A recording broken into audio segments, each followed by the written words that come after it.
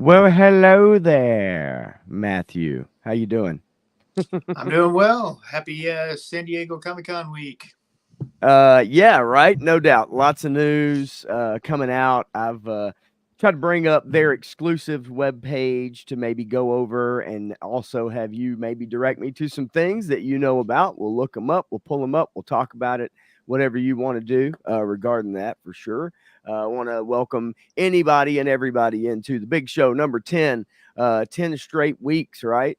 And that's good. That's a milestone, right? That's a milestone as we keep plugging away and hopefully bringing some entertainment your way on a Tuesday night. How you doing today, man? It's good. Work's work, and it's the grind, of course, and all that kind of stuff. And today went better than I had expected. I had to make a phone call today. I didn't know exactly how it was going to go, but it went really well. Tomorrow I've got a very important meeting, and it's going to be life changing for one of my employees, and we'll see if it's for the best or not.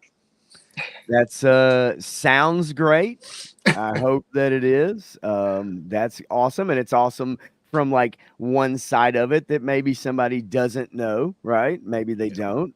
Maybe they have an idea. Who knows? But that's cool. That's awesome, man. So hopefully that will go well, and we'll make sure tonight, like unlike last week and the week before, I don't keep you so late that you can't get some good rest and be prepared for that meeting. Uh, as anybody who has watched the last couple weeks, we've really done a deep dive on House of the Dragon, which we both like, right? Like I Yeah, believe you so like it. good. I like it as well. But I think we took way too much time, so much time, as a matter of fact, that it basically took up the entire show.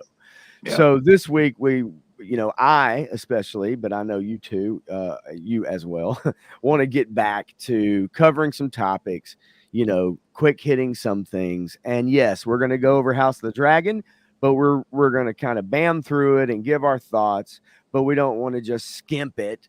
But yes, for anyone that's not watching, I'd like for you to at least stay interested or be interested in watching it. It is a great show. It's one of the best things out right now to watch, but there are some other things that I know you're excited about and I'm getting excited about, and we'll Yeah. talk about those in a little bit. So yeah, man. So we San Diego Comic Con obviously coming up. There's a lot of creators you and I both follow that we really enjoy. And so we're going to dig into that a little bit as well. And we also obviously had some um, something I want to mention about the Haslab leaks for anybody that's watching. So before we do that, I'll jump in real quick and we'll just add some people as they come in. I just want to say hello to David R. Stopping by right at the top of the hour, or 5 minutes after the top of the hour. I just decided to do that. It just off the top, it's been a I say a rough weekend for me, not for me, for my mother. But and so she had a friend that dear friend of hers that passed, and so it's been a couple days of talking and doing some things and her processing that, getting through Yeah. that. So yes, been a little hectic, but yeah, David R. Really definitely want to say thanks for stopping by. And like I said, as people file in, I'll try to mention everybody for sure. So HasLab leaks. We'll just jump it right off the top here, There it man. is. So What's up, 3 star?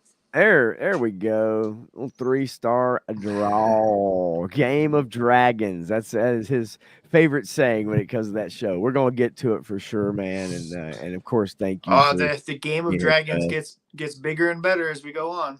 It does. Now, some people may feel like it's spinning its wheels, and I can understand that. And once we get to it, we'll talk about that a little bit for sure coming up. But I did want to go over the HasLab leaks now. For you and I, and especially for you, with a lot of people that we follow and watch, and toy creators, toy tubers, and the like. Obviously, the photos came out of the leaks for what appears to be the Rattler slash. I mean, I think it's the Rattler. I don't know what else it could be. All right. I mean, Chris McLeod has basically confirmed it Right. because everybody knew it and everybody was talking about it, and they kept building up and they kept leaving hints. And he's like, "Fine, we know what that is." And so everybody's trying to talk. Oh, it could be the Raven. Oh, what about the Thunder Machine? All this other stuff that's been talked about at nauseum. So we kind of figured out it was the Rattler several months ago. That we kind of were pretty positive about it, and as we get closer, it's just more and more confirmed. So, we're going to find out soon enough. But those leaked images came out, and people were debating about what those images meant. And they're really, really crappy images. But at the same time, they kind of show the point, right? I mean, this is going to be a Rattler. And there's going to be a bunch of different figure unlocks that come with it, because they realized before that the figure unlocks are the way that you get people in. The accessory stuff is nice. It's great. But that should kind of be standard with an exclusive like this, right? So it shouldn't be an unlock. And there's that whole thing about the tier things and the cost and how that's all built into it. So if we don't unlock all the tiers, you don't get the full value of the product. And I get it. But is it that way really? Because they have lower MLQs, lower production numbers, so they don't make as much, so they can't actually produce as much or make it, so there's a whole nother game there.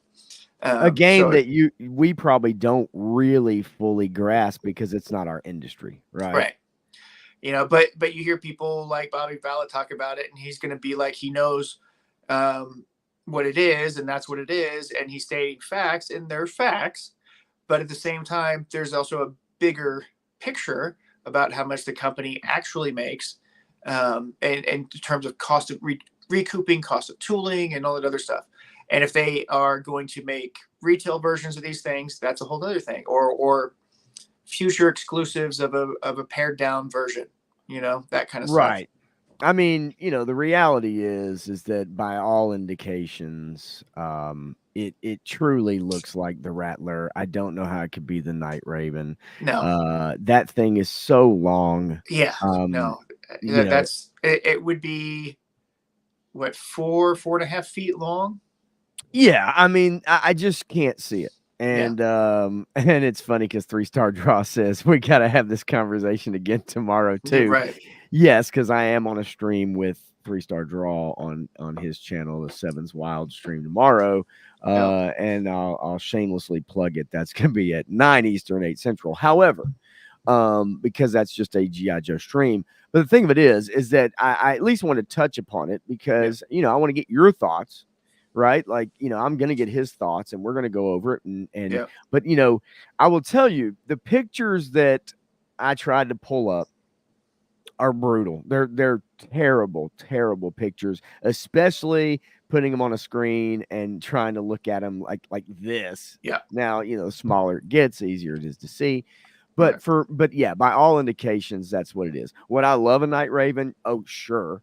But I think the Rattler just makes more sense. It's such a classic plain design. It's the color, you automatically associate it. You know what it is.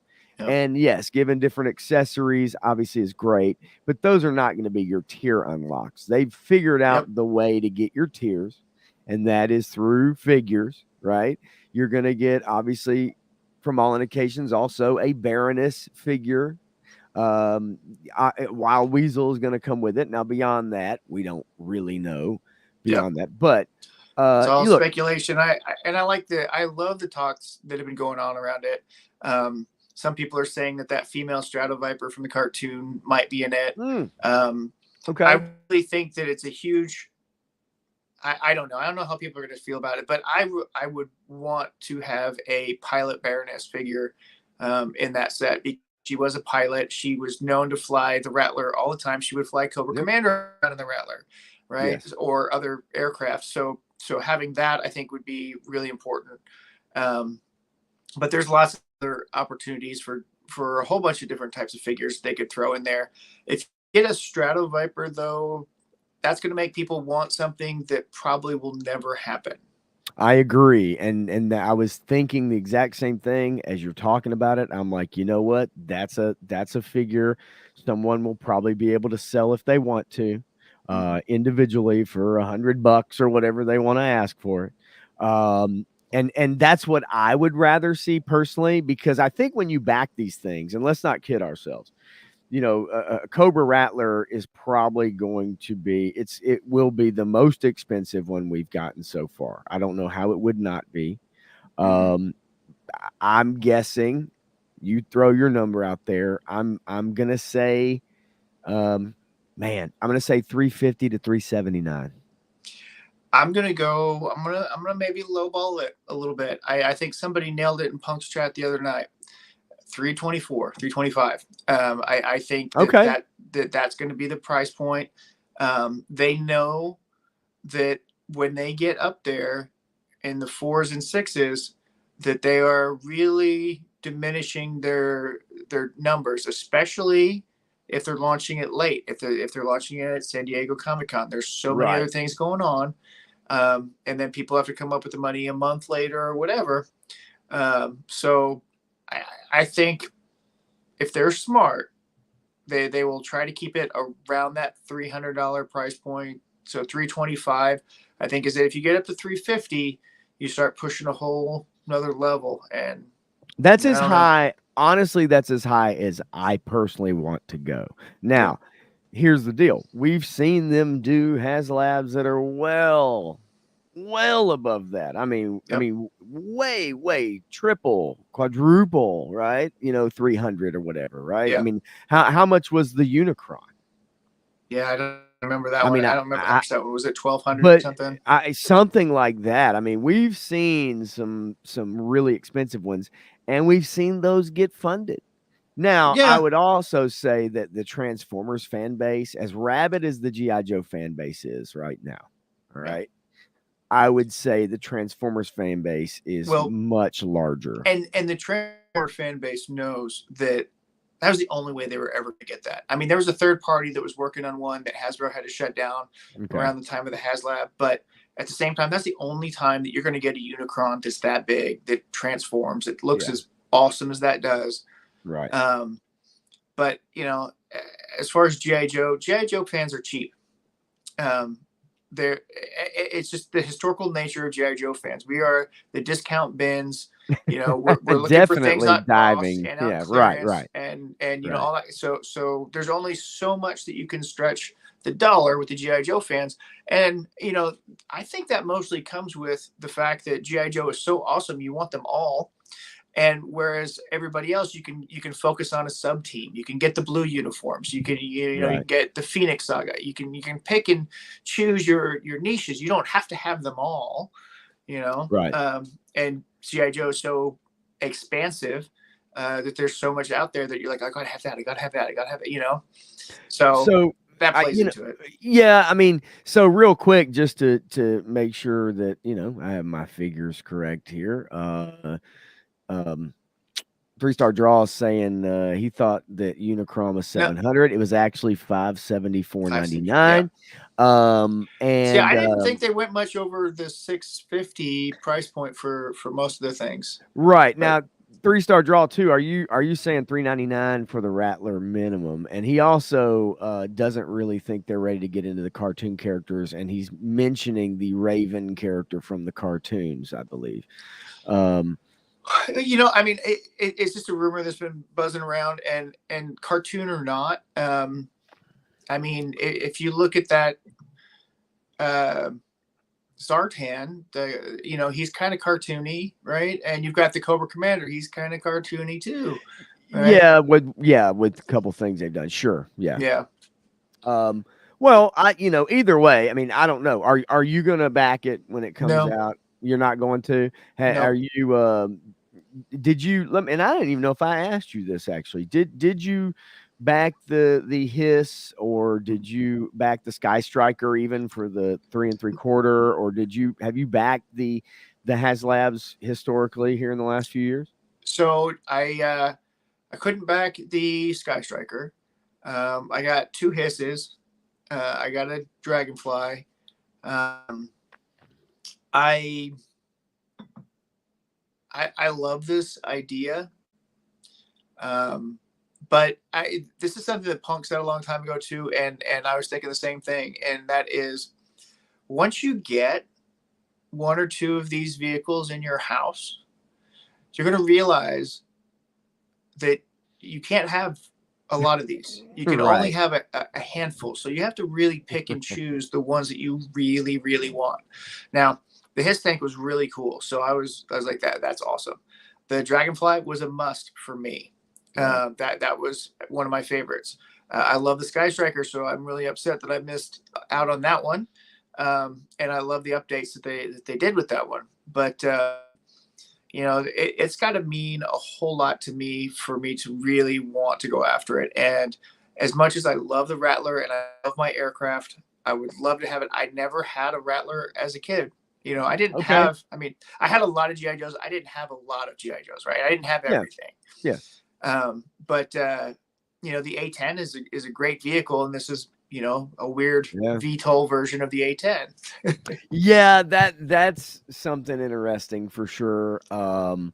But if I remember correctly, in the cartoons, did we not see? We saw it taking off that way, and like, I don't know. I think it will fund. David R. thinks. Oh yeah, it will fund. I think it will fund. I think it will hit its tiers. I think it might fund fairly quickly too. Yes, I agree. GI Joe seems very hot right now, but some people just spent some money on those hardback comic books. Some people just spent a whole bunch on pre-orders that are starting to hit right now with a bunch of Joe stuff. So yes, I can attest to that. Budgets are stretched. What's going on, Eric Thurman? Stopping by. What's going on? Good to see you. And David R. kind of has the same issue too. To put it in perspective, also, I've got 2 Robo Skulls coming. Okay. And so Robo Skulls and Dragonflies, they're gonna take up most of my space. Yeah, and you are correct. Like, and I think a lot of people who would buy multiples usually, I mean, unless they're army building, which they're easy army builders, the Dragonfly, the Hiss, whatever, the Rattler. But most people don't have the space for it. Right. Most people don't live in homes that have a bonus room that's completely just dedicated to their action figures. Like it's just reality dictates that. And there we go. There's Todd C right there, and he said, "Hey, I'm backing. I will get one. I basically get one of everything. Now, I'm not a completionist personally. There are figures I do not have. There are some I've gone back to get later. But for the most part, the ones I like, which is most of the figures, and especially with the Haslabs, I have liked what has been presented, then I will get one. But I'm not doing photography, and I'm not really, concerned, I guess, or whatever the word is, that I want to necessarily have those so that I can, have them all out and have them all lined up and stuff. But I appreciate people that do, because people like yourself who make great photographs, and some of the many others I've seen, like I appreciate it. But I know even from a budget standpoint too, I really don't want to get in that deep on, getting that deep on something of that nature. I don't know. You're thinking in the $320, $499 range. I'm thinking in the $349. We've got people saying $399 at minimum. It's kind of all over. It won't do well if it's over $399. It just won't. It'll stagnate. It'll crash and burn. I don't think it'll crash and burn. I really don't know. I really feel it's rabid right now, and I just feel like I agree, but I do believe that there's a breaking point still in people's wallets. And some of that may very well depend on the next few months. So yes, if you know what I'm talking about. Not all of us can get hundreds of millions of dollars transferred to donated to our accounts. My bad. Sorry about that. Didn't mean to piss anybody off. But anyway, Okay, so I don't want to, I don't want to go too deep into it. I know that tomorrow night we're definitely going to as well, and I'm Oh so yeah, very okay with that. But I just want to get your thoughts on it. I will yeah, say one thing. It's something I mentioned at the top about this subject. I do kind of hate this timeline we live in now because it seems like there's really nothing special anymore. That yeah. everything gets spoiled, everything gets leaked, everything gets hacked, everything, no Yeah. matter what it is. And I just really would So love that surprise and that, official announcement and all that stuff. But I Mythic understand people Legions cover this has stuff. the tightest ship I've ever seen. Okay. Mythic Legions is on it every time. People can think, oh, they might do this, they might do that, but it is all pure speculation. There's nobody knows a darn thing about the figure obscura before it's revealed, except for if they put out an image. And so they put out an image a day or two before the last one dropped, and I said, Okay. Anubis is coming, and there it was. It was Anubis, right? That was my Right. guess because of what they showed. I said that it's got to be Anubis, and I was like, and Basset, that's awesome. So they'll drop some hints every now and then, but they've been the tightest ship and nobody's got into those leaks yet, and I don't think people want to because they are, like you said, they want that surprise. Yeah, I just, the fun factor of it ultimately, and again, look, I know, I had made a comment last night in Punk with Toys stream and kind of said, I kind of hate this timeline because of being spoiled and this and that. And a toy kind of mood was in there, and he said, well, I'm with you, but I also kind of cover this stuff. So I fully understand it. It wasn't a slight on anybody by any means, but it definitely was more of, I would love for the surprise. It's so much fun for people to Yeah. find out and not for it to trickle out and then get some really fuzzy photos and shit like that. Well, Um, and that's the other side of it, right? And that's what the corporate side is trying to control. They don't want those fuzzy photos getting out there. They no, want exactly. good Yes. product photos Yes, from correct. Matt from Shooting the Galaxy, That right? So that's right. I Yeah. mean, they want the good stuff to come out when it's supposed to come out, Right. and it used to be that way, and it's awesome for the excitement and the buildup. But we're so far out on hints and reveals and all this other stuff that Right. we're a year away from some of the product that we're going to get. So having these little tidbits kind of satiates the appetite a little bit, right? So, Yeah, no, you know, and it does. I mean, either way, it is what it is. It's the world we live in, and it's yeah, happening with most everything in movies and stuff. So, I mean, I just think about that as a kid and going back to getting that commercial or seeing yep, a trailer before a movie for something, and whatever. And so, yeah, I miss that, but I'm not alone. I did want to say, hey, to War Chest Full of Toys is up in the chats now, and yes, he is, and he is a chatter, my friends. Love that guy. He's good people, as everybody is in here practically. I mean, or everybody is. Period. There you there's a go. Punk with Toys. Yeah, Yeah, everybody's man. streaming on Tuesdays now. We Yep. started a thing and everybody piles on. No, sorry, Axiom started it, I guess, but Yes. Pick a day, and any day you stream on, someone is going to be streaming yeah, at the same time.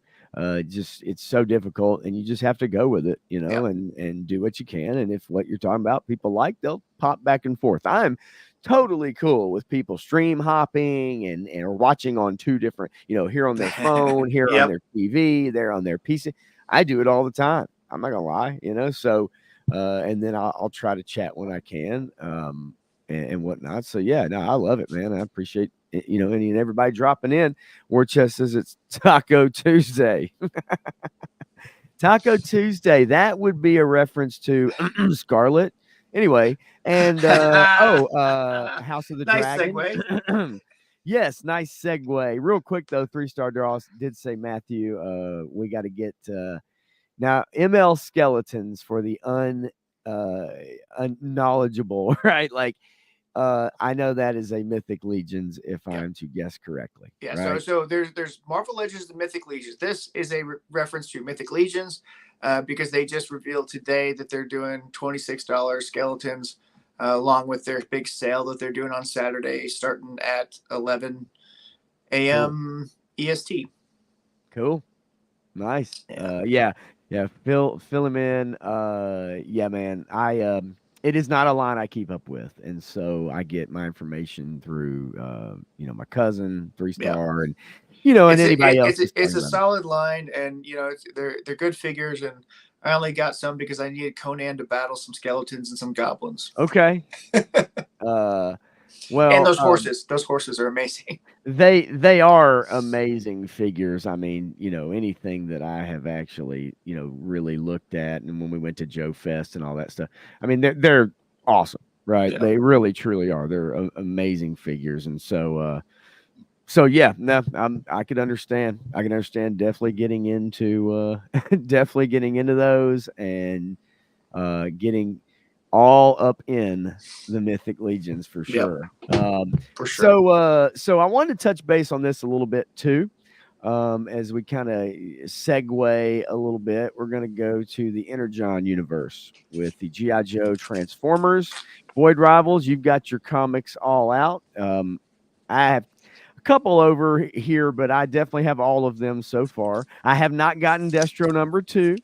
All right, I love it, love it, love it. It's awesome. I want to get your impressions about what they're doing with the limited run books, and then what you feel like overall, and where that may lead us a bit to the movie, possibly, or beyond that. Yeah, well, I don't. Yeah, I mean, what they're talking about with the movie, I don't think will have any reference to the Energon universe. That's going to be a Right. totally separate thing. But for the most part, people are really liking the Energon universe. I'm still trepidatious about it. There's stuff that I like about it. There's stuff that I'm like, meh. The first issue of the Destro book was a little jarring. The artwork was a little off. The second one was a lot better. Story wise, I like kind of the story and where they're going. The Scarlet book, they're veering so far away from some of the main staples of GI Joe. I understand they need to do that. They're trying to make their own way. They're trying to do something different. But it's when relationships don't happen in a certain order, even if they're different context, that order matters to the universe, and they're kind of jumping the shark a little bit on some of this stuff. And so the second issue was a little bit better, I guess, in the Scarlet book, but still it's not my favorite. The Cobra Commander book is probably the one I like the most So and far, yeah. Despite what Larry says, I love the weird stuff. If they're going to throw in Cthulhu mythos into this kind of stuff, I'm all about it.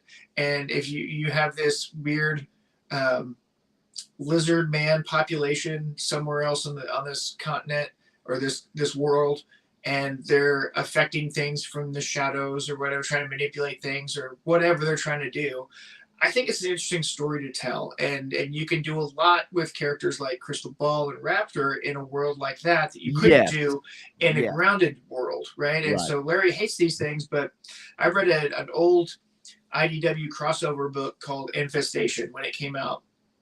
And Infestation 1 and 2 were Cthulhu mythos stories. And they combined all the universes from Micronauts and they Ghostbusters and Turtles and Transformers and G.I. Joe and Visionaries. They threw them all together and put them into one universe with this cataclysmic event that is pulling people from all the different universes. And so it's a multiverse effect. And it was a really interesting way to tell a story. And the second one fascinated me because it was all about Crystal Ball and summoning Cthulhu, essentially, is what he was trying to do. And he was doing it out of the Cobra Insane Asylum. And all of the craziest characters from Cobra are in the Cobra Insane Asylum. So you've got Raptors in there, and you've got Crocmaster, and you've got all these other characters that are, the weirdest of the weird that are in there. And Crystal Ball's manipulating them to try and summon Cthulhu. And Storm Shadow and some other guys have to stop him from doing that. Okay. I mean, I if you're gonna go all in or go in with that, then go all in. That's the way I feel about it. If that's what you want to do, And I think you're right. It does give them a blank check to be able to kind of play around with some of that stuff. Um, yeah, Yeah, yeah, I thought the Duke 3-star book was draw. good, but it comes down to artwork sometimes for me. And I love the Cobra book. That book, The Last Laugh, is amazing, and I love the storytelling. I've never liked that art style, and it's very similar to what they're doing in the Duke book. Yeah, and 3-star draw likes Duke best. I did screenshot that by the way for him, just to share that in the future. Um, and War Chest Full of Toys says he's got a mouthful of stuff to say too, and I'm guessing he's talking about maybe the Energon Universe or the Scarlet book with you and I both knowing who wrote that book, that there were probably going to be some themes and we probably were not going to be crazy about them, and they have kind of followed that or at least introduced this line. Now, one thing I wanted to ask you, because yeah, you're talking about playing around with different character introductions, you're talking about the timeline of when they were introduced to each other or how they came across different villains and things of these nature. So I get it, like having fun with that. And yes, is there going to be a character who is off the beaten path or maybe something we're not used to? Yes, I guess, my thing is taking characters and fundamentally maybe changing them in ways where we've never ever been introduced to or historically known to be. Yeah. And so that was something in the Scarlet book that there was a joke in there about kind of like, taco night. And if you guys know what I'm referring to, you could probably figure it out. And it involves two, Scarlet and another female character. And it pulled me out of the book immediately. Like immediately I was like, that didn't just happen, right? Yeah, but I mean, they've in today's context with hypersensitivities, people are going to extrapolate that to mean something that the writer is where the writer's not going to go. The writer has said she's not going to go there. And she's like, I know people want me to go there, but I don't think the fans want me to go there. So I'm going to keep these characters to who they're supposed to be. But, I mean, there is also a term that some people use called a lug. Yes. Yeah. That's great. Man, you pull one out I haven't heard in a minute, dude. That's great. Well, not, and I don't want to get into all that. I do want to say that, ultimately I am enjoying these books. I'm having fun with it and kind of, seeing the universe in a different way, or a way that hasn't been told to me. So, so much. He's the one that sent me a text actually after I think the first issue and was like, yeah, I don't know if you're going to be crazy about some of the stuff. Well, and I did too. I was like, I don't know. So we'll 3-star draw real quick. He says The Last Laugh is one of the best Joe stories ever written, but I agree with Matthew, not a fan of the blocky art. I mean, if you could find that hardback, because it collects not only it's the entire Chuckles arc, and it goes to an issue that happened a couple years later that they did called the After Action Report that Hawk had to write on the events that took place in there, and so it ties the whole story together. It was really good. Yeah, I like I said, man, like I'm actually really enjoying it, regardless of of whatever, the storyline overall appeals to me. I think it's fun. We have seen Transformers and G.I. Joe. Obviously, I have the first issue of that crossover upstairs, and we've seen that in the past, but I do want to see what they're able to do with it. I do think the people they have on these books so far have been very good. Yeah. I am also with you as far as the art style with the Duke book. But I love the Cobra Commander so far. I'm enjoying Destro. We'll see where I haven't gotten issue 2 yet. I got to go pick them up tomorrow. They've got them on hold for me at the comic store. And so I got Scarlet 1 and 2. So I'm enjoying it. I'm really liking it. I hope everybody that is a G.I. Joe fan at least tries to pick those books up. So I think that the art in the Destro book is getting better, and whereas the first issue had issues. I agree. I agree with storytelling. I do think that the second version, or the second issue, is a whole lot better. And and it's more detailed. I mean, it's better than the blocky one. Like the Scarlet book has got similar art to the Duke book. Yes. And there were some things I noticed, some oh panels. no, it doesn't. No, it doesn't. Sorry. The Scarlet one? No, yeah, it's not similar to the Duke book. I It's very thought soft there was some anime. Oh, you know what? art. Actually, yeah, no, you're right. I wish I had it right beside me. I'd pull it and take a look at it. The Yeah, you're right. It really does have more of that soft kind of anime look to it. I actually like the artwork in the book so far. I mean, I'm totally okay with it. Storytelling wise, she has a couple motivations as to why she's doing what she's doing. One of those is someone she's close to. That's fine. I'm good with that.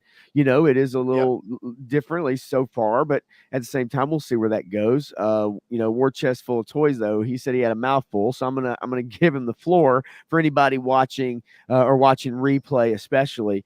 You know, he said, I would say that with Thompson writing Scarlet, you're going to get some wokeness, but I think she'll keep it under control. The book is amazing. Other than that, I mean, and she has her perspective, and she's said her piece on it in a Talking Joe's interview, which I thought was really good.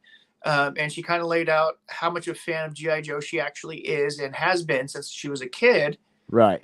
And so all that plays into it. So she wants to do right by the fans. So I have to respect that. I have to respect that she is telling a good story, but her writing style and her flow of information that she's bringing in is, well, I mean, for lack of a better term, it's a very feminine way of thinking, right? So it's very different than a lot of the action war stories or G.I. Joe stories that we're used to. So it's jarring a little bit, and quite frankly, it's very soap opera-y, not to my liking exactly. You know, I mean, sometimes I like the X-Men soap opera stuff, sometimes I don't, and this is one of those instances where it's jarring and taking me out of it just a little bit. Well, and you know, listen, it is the one book, at least so far from the limited series, that you're getting a feminine, you know, a female lead character, and so in some senses, you know, I could fully understand it, and again, as long as it's on par with the other books so far, then I'm good. If it goes off the rails somehow, then I'm going to talk about it. Now, don't highlight that comment, please. But no, I'm. You're. Don't worry, I'm not. You're good. Yeah, I you know, I it's not going to go there, and that's all I'm going to say about it. It's not going to go there. It's not worth that. Yeah. It's and you know, that's a comment I may highlight on a Friday night. Okay, but with you, bring it back up. but with you, we've already, you know, we've said that from the start, man. We're going to focus on the content and talk about the merits of it. Everything. Now, I mean, I wouldn't say pass on it. It has enough good story elements that it's still engaging. It's got some elements in it that I'm not a huge fan of, but it's a different type of storytelling, and it's going to be part of this Energon universe that I think is going to be significant moving forward. Right. Okay. So yeah. And real quick, want to say hello to Larry Hernandez, who actually said how many cameos are in Deadpool and Wolverine, and we're actually going to get to that. We're going to get there. We're going to get there. I heard about some more of them today. Yeah, we're gonna get there actually pretty shortly.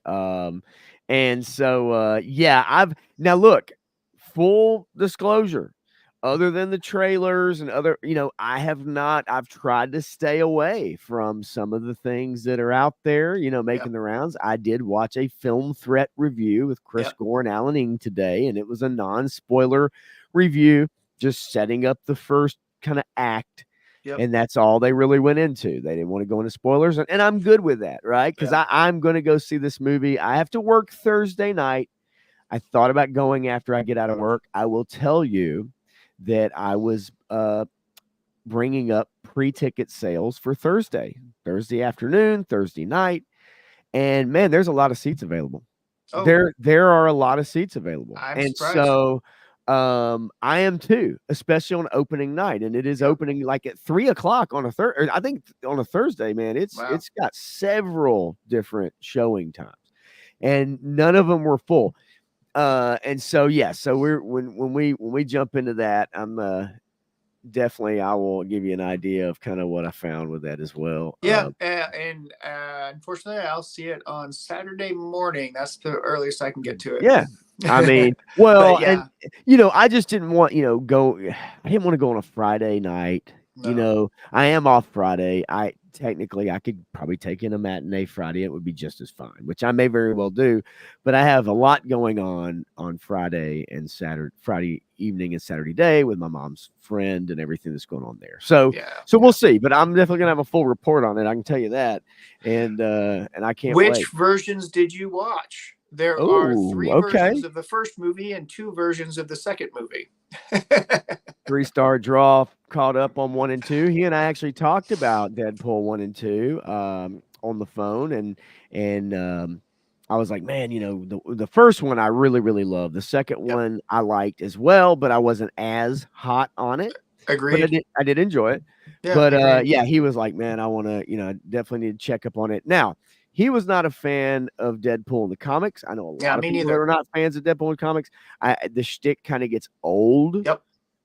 Especially in a comic run so much. Yep. Now, a movie, bite-sized in a way, right? You can take it. It works. So, in my opinion, Deadpool is always a companion character. He's a side character with that comes in and makes a cameo. He comes in and he's got a story to tell. He's good in small portions.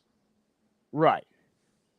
I agree with you. I think that I just think that it would run thin and kind of there's only so much you can do with that character when you're talking about a comic run, not a limited series, but if you're going to make a long run, I just think that eventually it's like a TV show that runs out of steam after X amount of seasons. Yeah. Right. The jokes get kind of old. Then you have, and we've seen it with a lot of comics. Then you have to introduce like the child actor, the baby. The family has a baby in a TV sitcom. They figure out a way to revitalize the comic, revitalize the sitcom. And so I could totally see that. I mean, like I said, I did really enjoy the first movie, and and so and I was going to bring this final trailer up here in just a couple minutes. So, but yeah, go ahead. Yeah, there's so many things coming together there. I just want to say, War Chest, you be War Chest. You be you. I mean, oh yeah. don't worry about that. You make your comments. If they're out of line or totally inappropriate, or we need to delete them, we'll delete them. But you're not saying anything that needs to be deleted. No, that's your opinions. You can have them. There's certain things that I just don't want to dig into from my perspective. Yeah. Because of what I do and stuff like that. But yes, and I'm respectful of that with you. I told you that from the beginning. And so yes, there may be shades here and there because it may, things may very well affect the quality of a show or characters or lore changes to an extent. But for the most part, I definitely wanted to kind of stray away from that with you and knowing that, and I'm okay with that. Me personally on Fridays in particular, I'm kind of wide open, and if something strikes my fancy, but that's okay. I'm totally good with that, and I know you are too. So, and then wrapping up the Energon Universe. So far, it's pretty good. I've enjoyed the vast majority of it. I haven't gotten into the Transformers books, haven't read those. Void Rivals, I'm not a fan of. But the G.I. Joe stuff has been good. I've heard the Transformers stuff has been good. It's good. It's really good. I can't wait for the full G.I. Joe Energon Universe to launch. And at some point, I've got to send my pictures and stuff to Skybound to see if they'll put them in the book or not. Oh, yeah, yeah. I mean, well, you've been able to find yourself in a lot of different things. So I have full confidence that you will find yourself somehow in there as well. And that's a cool little promo they're doing too.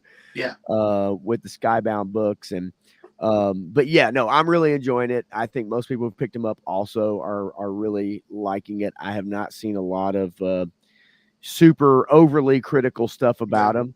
And I really enjoyed the Cobra Commander. I love how they set him up as just like, a bad dude. Yep. Right, like he's a bad dude, but he is tough. He's not just a retreat person, but and so I really enjoyed Well, it. and you have to set up the bad guy that way, right? I mean, if you don't, then it's useless. You Yes, can't set him up as a bumbling fool who stumbles into it. He's got to be a threat. And right. Everybody gives stormtroopers crap for not being able to hit, but in the first 3 movies, they were crack shots. Right. Yeah, somehow. Maybe once they flipped from clones to regular people, then that kind of changed a lot. But yeah, no, which Eric Thurman says I need that hat he wears. Are you whose hat? You talking about mine or Matthew's? Or somebody else's. Or somebody else's, right? For that Cobra Commanders from the Cobra Commander book. Yeah. I do love Matthew's hat though. I think that his hat is Cobra Commanders. Yeah, he's talking about Cobra Commanders hat. Okay, yeah, super. Yeah, no, I loved it. Again, but yeah. So anybody out there, if you haven't picked them up, I know that they are about $3.99, I think, a book. And they've got the trades out. So the first 4 issues of basically everything has a trade out right now. Transformers, Duke has their compilation, Cobra Commander has their compilation. Great way Void to Rivals has their first 4. Especially if you're not a comic collector and you just really have to have those issues or the variant covers, or for people that are into that. So yeah, no, I agree that the trade is a great way to go and get that collection already 1 through 4 or whatever. I think it's great. Yeah. All right. And so we were talking about Deadpool. Do we want to skip over to that and come back to those? Yeah, that's totally fine. We can jump right into it. I was just going to kind of maybe flip flop that anyway, so that's not a big deal. So we'll go ahead and kind of jump right into Deadpool and Wolverine, and then we'll come back around to SDCC. So you're going Saturday. Yep. I'm going to try to go Thursday or Friday. I'm super excited for this movie, and I'll tell you why, Matthew, because the Marvel stuff we've gotten since Endgame ended has been so terrible. Yep. The television shows on Disney Plus have been not good at all, save for a couple things I liked in there. There's 3 of them that I liked. Okay. And 2 of them were specials. 1 of them was an actual TV show. So that'll tell you what it is. I liked the Hawkeye show up until the Kingpin thing. I'm with you a little bit. I wasn't as warm to it as you are, but I also really did not like that part as well with Kingpin. Yeah, the part with Kingpin kind of took me out of it. Mm-hmm. And then Werewolf by Night in black and white coming out on Halloween. I love it. I am a huge Universal Monsters fan. I love that entire connected universe, which was the very first connected universe put on film. And so, that whole homage that they did and Man-Thing. And my thoughts were that Jack Russell should have been introduced in the first episode of Moon Knight, because Werewolf by Night is where Moon Knight got his start. As Moon Knight, Werewolf by Night, they did that whole thing there. Right. That would have been the place to start that story, and I would have been in love with the Moon Knight series. And then the Guardians of the Galaxy Christmas special, I thought with Kevin Bacon was phenomenal.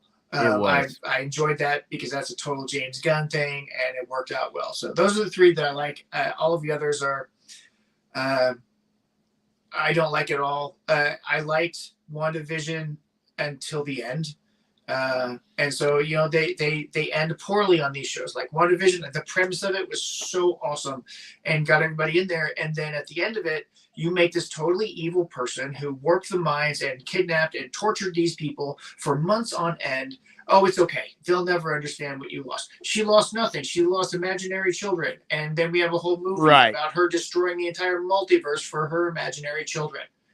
Right. You know, it's disturbing. And, you know, that goes into the Acolyte and other things when you have people that are immoral, amoral, writing these things. They don't know what good and bad is. They don't know what right and wrong are. So they run their gambits. Yeah. I'm with you on WandaVision. I like the beginning. I thought it was a great idea. I really, I really did. I was so hopeful of that show. I liked the whole thing they did with like the different TV type shows through the years and all that stuff. And you're right, until the very end, and then it kind of went off the rails. And I agree with you on the same premise of her kind of enslaving the whole town and getting off on it. War Chest did like Loki and Hawkeye as well. Also the Werewolf by Night. Lewis Berry actually stops by, and I just want to say hello as well. Lewis, thanks for swinging in. I appreciate it. Hope you hang around for a little bit. And by the way, guys, hit the like button if you get a chance. If you like what you hear, if you're watching a replay, you like what you hear so far too, and hit the like button if you can. I appreciate anybody and everybody hanging out and listen to two fellas ramble back and forth a little bit here. I am a rambling man, I can tell you that. I'll talk your freaking ears off, especially if you're sitting at my bar. You probably want me to go away at some point in time, no matter how busy it is. Yeah, the moral compass, Eric Thurman, was really weird in WandaVision. It just telling her, these people never know what you sacrificed, and it's because your lover died, and it's like, yeah, okay, that's huge, but at the same time, it's very selfish considering what she was doing at the time, and they let her off really scot-free. But yeah, so that was good. I didn't care for Loki. I tried. I really tried. I watched every episode. I tried, but the big reason that I didn't like Loki is not because of Tom Hiddleston. He was awesome. No, absolutely. It was the fact that Loki wasn't in that show. He was a guest star. Well, he was not only just a guest star, but every time they put him on screen, it was to diminish him and bring him down and destroy his character and everything that they did in the entire Marvel universe up to that point. When you have the Infinity Stones in a drawer, like you have a billion of them, like they mean nothing in the total scheme of things, totally diminishes everything that happened, all of the sacrifices that took place or didn't. We can talk about that another time. But it destroys them. It destroys the character arc that the character Loki made. And the character arc that Loki made was phenomenal up to Infinity War, right? And his growth, his development, and you really appreciated where he was coming from and who he was, and Tom Hiddleston nailed that character. Then you bring him into this baloney TV series where he gets totally destroyed and ripped apart, and literally they spend one episode kicking him in the nuts for the entire episode. Oh, yeah, no, that was, I mean, even from the very beginning, the first episode where he wakes up and then all of a sudden, I mean, body positivity time cop gives, knocks him out. It's like, what? This guy is, and if I'm remembering correctly, is this not the same guy in the timeline that's very close to what happened in the Avengers movie where he takes over New York City and he has everybody bow down to him? Isn't that the same? It's very close to that time in the timeline, right? It was supposed to be. Very evil guy at that point, and he literally is crying in episode 4. Yeah, it's the stupidest thing in the world for him to be changed or converted by watching movies of his previous interactions with everyone, and then he all of a sudden gets empathy. Why would he associate himself with that other person on screen in any way, shape, or form? Because that's not him. That's not the way he thinks currently. That's not the way he's going to think. Is that movie or that vision or whatever they're projecting in his brain isn't going to change him, because he still wants to destroy his brother, take over Asgard. He's got this very small-minded perspective on things. And so it doesn't really make sense. And I don't know. Yeah, That's no, why I didn't like the Loki show. I'm with you, and that's why, you know, episode to episode to episode, it did it did start to get to me. I did finish it, and then, you know, but at the end and how they wrapped it up, I was not really satisfied with that ending. It was And I very never watched season 2. contrived how it got there. But nonetheless, so my point is that when it comes to the MCU, what we've gotten a lot of in the last few years has really not been that good, and the Nope. numbers kind of bear that out, right? Yep. The critics maybe not so much, but the audience score, who I believe are the ones that really matter, the audience scores are not high on a lot of these movies, Eternals and such, Shang-Chi, and you know, and the Doctor Strange movie, right?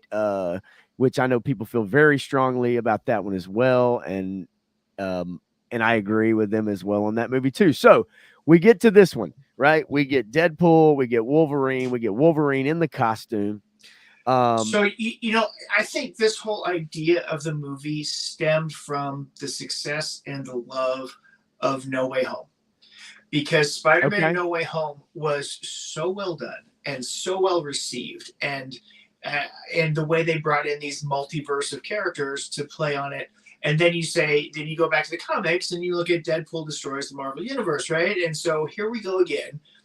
And so now we have this opportunity to combine some storylines and win back some affection from the fans. And I think that they're going to do well with this movie. I don't know how far it's going to take them, because this is a one-off. You cannot continue this idea of what's going on here. I think from everything I've heard, this movie is going to be really good. The cameos are going to be phenomenal. I don't want to spoil any of them for you guys, for the ones that I know about, right. but you're going to be shocked and surprised and excited, and you're going to want to see more of a lot of this stuff. You're not going to get it. You might see Hugh Jackman in a couple more projects. I believe he signed another contract with Marvel. Yes, over playing Wolverine, and some other cameos and other bits that are going to happen. And then the people have said this is Phase Mutant. And so they're going to go heavy on the X-Men and trying to bring that back. But now, if they're going to bring back the Jennifer Lawrence mutants, nobody wants them. If you're going to bring back the Patrick Stewart mutants, then people are going to be interested. And that all is dependent upon who they hand the reins to. And right now, we really don't know. Obviously, the Russo brothers are in talks to come back. And now, do you remember what the Russo Avengers. brothers said when they left? Well, I don't remember exactly what they said. I do remember that it wasn't all like lollipops and rainbows, though, from their perspective. They said they would never create another movie in the Disney structure because they are not allowed to make a movie. And this was true, and it paid forward, and you can see it in everything that happened in Phase 4. Yes. The person that they hired as director did not direct that movie. Well, they may have directed some scenes in that movie, but they did not direct that movie because it was all done in previs. It was all done with the CGI animation stuff. And you look at that movie with Sam Raimi supposedly directed. There's only 4 scenes in that movie that have any feel of Sam Raimi whatsoever. The mirrors, I think the mirror scene, there's a couple more. I know just off the cuff, Warchest and I actually had a conversation a little bit about that. And I know he also kind of commented that in the chat there about Sam Raimi kind of not even showing up for his own movie, but for just a few scenes. And you can see that this is all done by all these corporate people that have to put their 2 cents in so they can get a producer credit on things. And you have got to have these 50 billion people that say they want a piece of this, and it destroys the creative endeavor. It destroys the creative vision or the craftsmanship of something like this. And then it becomes corporate slosh, which is what we feared from the beginning, not necessarily from the beginning, but what we feared as we went along with Disney is that it was all going to be the same James Gunn type of humor and stuff, which is fine in small portions like Deadpool. But you have to have the diversity of storytelling of a Russo brothers, of a Joss Whedon, of which is those. So those are the people that got them to where they were. Jon Favreau. I mean, they would be nowhere without Jon Favreau. Once you eschew that type of storytelling and giving people the opportunity to do what they do best, and you just you cast directors, right? Then at that point, yeah, the storytelling takes a back seat. Everything's done in previs, like you said. All the visuals, all the effects, all the fight scenes are already done. They don't get to choreograph those. They don't get to direct those. And real quick, and I mean, the real grievance has stopped by. What's going on, man? Good to see you, buddy. And what's popping with you? And Bobby Wold also just slid in here. Yeah, man. What's up? And you're right, Disney, where great directors get destroyed. And that's the problem, is that they haven't really had great directors. They've just decided to bring people in, and they are told these are the parts you can direct. These are the parts you can do. Yeah. Who's the original director of Ant-Man? Gosh. I forget who it was. They had a director on there, and they pulled him because of the success of Guardians, or I forget exactly what it was, but they pulled that director and they put somebody else in there to finish the project. Edgar Wright, maybe? Was he the actual director or the director? No. Peyton Reed was the director. Edgar Wright was pulled off of the project. Peyton Reed was ripped off that project, and they put somebody else in there to fix it or whatever. I mean, it wasn't as bad as the Solo movie, where they had to completely reshoot it with Ron Howard, because Solo lost money. Right. Well, and yeah, Solo did lose money. What a shame. Yeah. How the fuck? I mean, sorry, how does that happen? Anyway, so and real quick too, Daredevil Dave, before I jump into this trailer here. Now this trailer has some Madonna music on it. Daredevil Dave, how you doing, buddy? I know you're late. I don't care. We don't care. As long as you're here, man. Yeah, absolutely. Yeah. And so heavy Madonna over this trailer. You really can't just sit here and watch it and leave the sound up for the most part. Yeah. But I did want to bring it up and play it and take a look. This was the final trailer, actually. And this goes into the they have to make a trailer for everything. So they got to make the funny trailer, they got to make the exciting trailer, they got to make the serious trailer. Right. So we'll take a look here, and I barely have the sound up. But let's take a look, and hopefully, unlike all these other movies and shows we're talking about, yes, this is going to be a one-off, but I think it's going to be a really good movie. It's a great popcorn movie for the summer. Now, the question is, do you think it hits $1 billion? I do. Okay. I do think it's going to hit $1 billion. I think people are so starved for this. Unfortunately, like you said earlier, it will not be a continuance. After this, but we still have a little ways to go. I think with the fatigue, it's going to be 800 million. Okay. I don't know if they're going to make $1 billion because school's coming back, and this may be the last hurrah, and people go out and I'll go see it. But there's also this movie fatigue. People are not going to movie theaters right now. And so that's my concern about things, is that it's only going to make 800 million, maybe 8 or 900 million. I feel you there. Look, 8 or 9, I think would be fantastic. Yeah. I think people are super starved. And I think what's going to happen, people are going to see it. They're going to tell their friend. Their friend's going to go see it. They're going to tell another friend, and it's going to have some legs. I firmly believe that. So I think so too. I don't think it'll have the legs of the Minion movie, though. Well, I mean, you're talking about a whole nother demographic, and this is R-rated, so you're automatically cutting some people out already. So, but let's take a look at this final trailer here, y'all. I know I turn everything into it, but I care. I want to use that for something important. Is he's basically living a regular life. Yeah. A long time for this team up. Yeah, he's got his family, he's got all that stuff. So gotta love the outfit. I know some people aren't crazy, about the outfit. You know what's funny is that people are talking about it, and Hugh Jackman said it. This uniform's awesome. Why didn't they do this from the beginning? Oh yeah, no, he was making people cry. I went over this on my stream the other night. He was making people cry when he got into the outfit. People were like, "Oh my God, why has this not been the case?" Yeah. The Wolverine is a hero in my world. Yeah, well, there's a Logan. ain't shit in mine. Yeah, man. God used to beg me to wear this suit. So they're also in the Void as well. Right? That's part of it. And of course, look, that's not a spoiler. Watching this trailer, there are parts you're going to recognize if you watch Loki, right? If you watch some other show, you're going to recognize some of these scenes. Don't you love my red letter media there? I can't wait to hear them try to not talk about all the stuff around the Acolyte and then take I don't know 4 minutes of the episode. They were skirting stuff pretty hard. Oh man! All right. So anyway, let's get into it. But I couldn't have I wanted to be there. And obviously they're visiting different places, right? They run across Charles Xavier's sister. The world is right here in this picture, and I have no idea how to save it alone.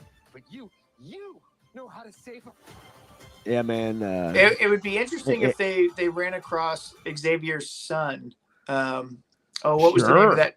What was the name of that TV show? Legion. Legion. Yeah. That's right. And, the first season of Legion was amazing. I loved it, but then it got crazy later on. So. And I think I got 3 episodes into that. So obviously we know who that is that shows up. It's alternate timeline Sabretooth. We get some X-23, right? You gotta do X-23. Got to. Yeah. She was already in it, so why not bring her back and have her be X-23? It's good. So. And she lied about being in it because she is in it. Right. Are you ready? Oh yeah. You get the female. Now, here's Deadpool. The question. All right. Who do you think Lady Deadpool is? I think it's Ryan Reynolds' wife. You think it's that's what I'm thinking too. I really do think that it is her. That's going to be kind of the payoff for that whole thing. I think so. Yeah. I think, or it would be. It'd be funnier if it was actually his face. Right. No, I agree. I was just thinking that same thing. I was just gonna say I think it'd be funnier if it was Ryan Reynolds' face on there. Yeah. I just think that would be a real kicker. Everybody's expecting Blake Lively, and it turns out to be Ryan Reynolds. Non-burned Ryan Reynolds.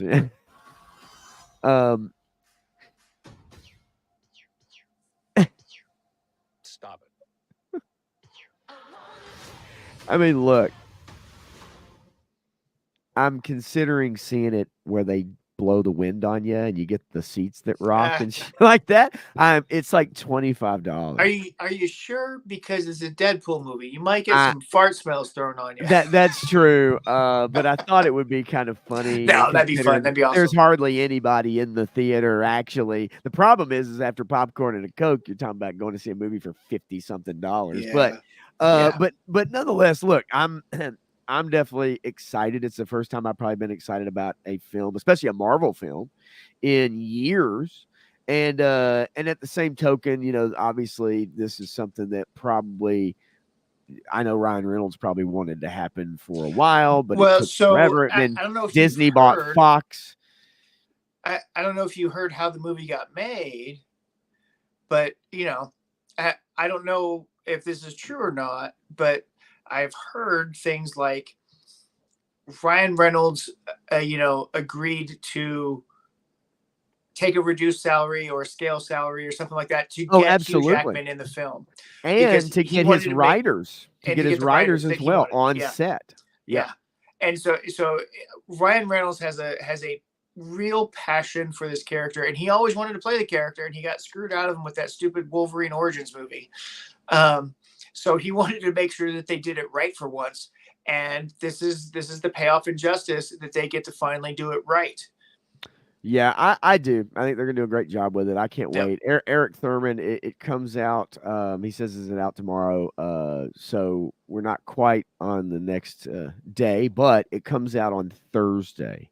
Yeah. And if you look it up, I'm one of those like Regal members and stuff. Not that I really get much, but I usually get my tickets on there, and I always like to get the very back row in the center. That's where I sit every movie I go to.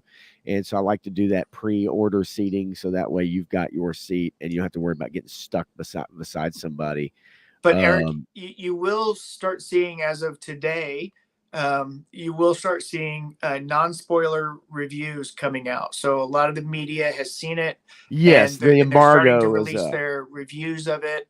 as they put them together. So you're going to get more and more information. So if you want that stuff, it's out there and will be out there. The spoiler stuff probably won't come out until after Thursday. But maybe. just be careful though. Like if you scroll through X or whatever other social media platforms you use, it's even though the critics and other people that have had early screeners, they're not obviously they have an embargo, but they can't officially. But it doesn't mean they can't tell a friend of theirs who has a very popular X channel or whatever and page and can get that information out there. So just be careful. Enter at your own risk. I did want to highlight this too by War Chest because he was talking about we were talking about what it might go for, and I agree with. Like a tax-free weekend. It's the last couple of weeks of back to school, but a lot of kids are not going to be able to go see it. That's the problem. But yeah, he agrees with you. He doesn't think it's going to hit 1 billion, but somewhere around 800. Yeah. And that comes down to, I mean, that's the longevity of it, right? It's not opening weekend. Opening weekend's going to be pretty good for it. But it is going to have legs because people are going to be talking about it. People are going to build it up. People are going to go see it. It's going to make good money. And I think they did it fairly inexpensively compared to a lot of other things that are coming out. And because of that, because Brian was like, I'll take scale for it because he wanted to really do it, if that's even true.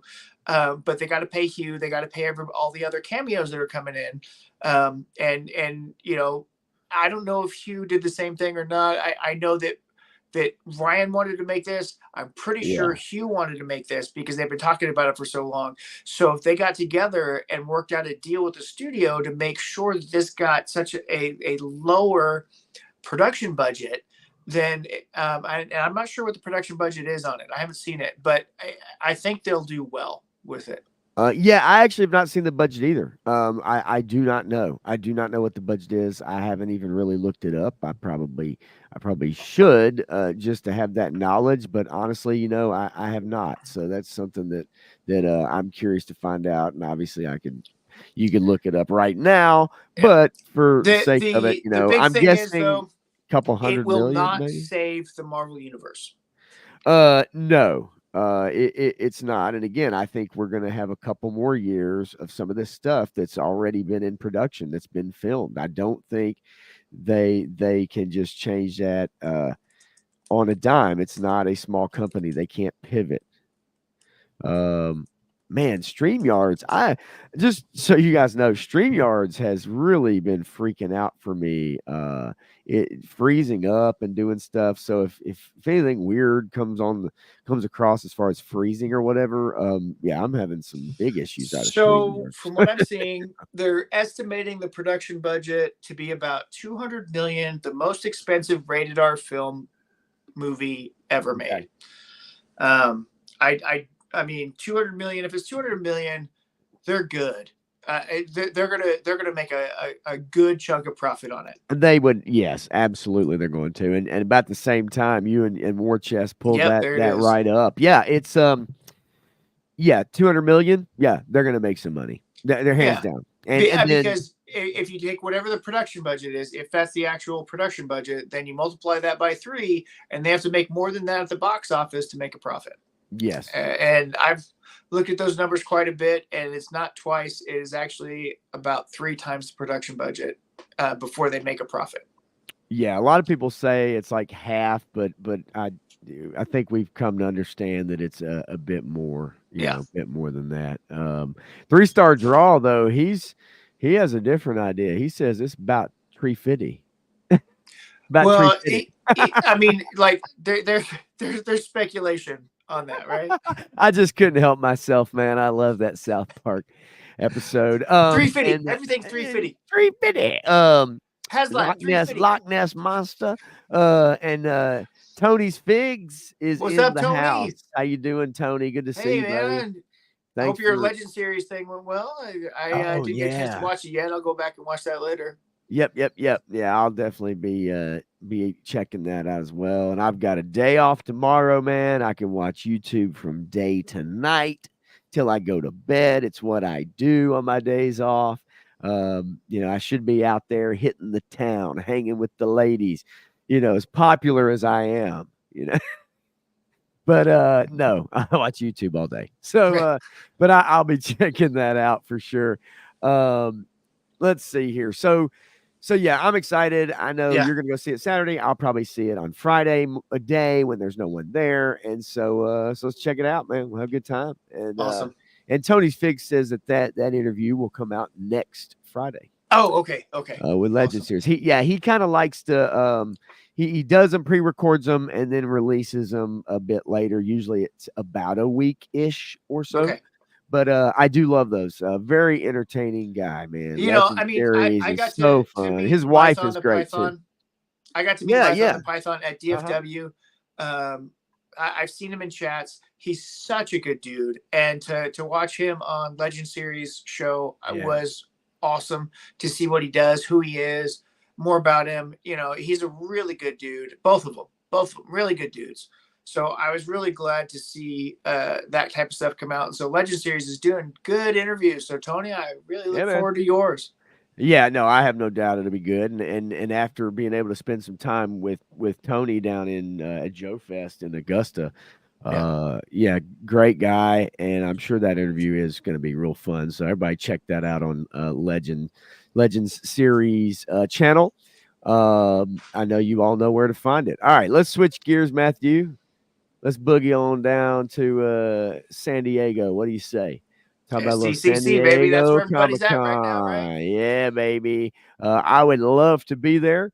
All the cool people who aren't nerds are there because they get to pick on all the nerds because all the nerds are at home. That's right. The way that con has gone in recent years, it definitely, I think once the Marvel stuff got really, really big too, I think also, I remember when G4 went there, like, in what changed SDCC forever?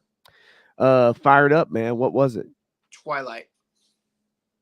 Ooh, I didn't even think about that. So when Twilight came out, it was so big at SDCC, it blew up so much that ever since Twilight, SDCC has not been about comic books. It's been about the entertainment industry. It's been about Hollywood. It's been about how much they can bring to the production of it. And, G4 was there before that.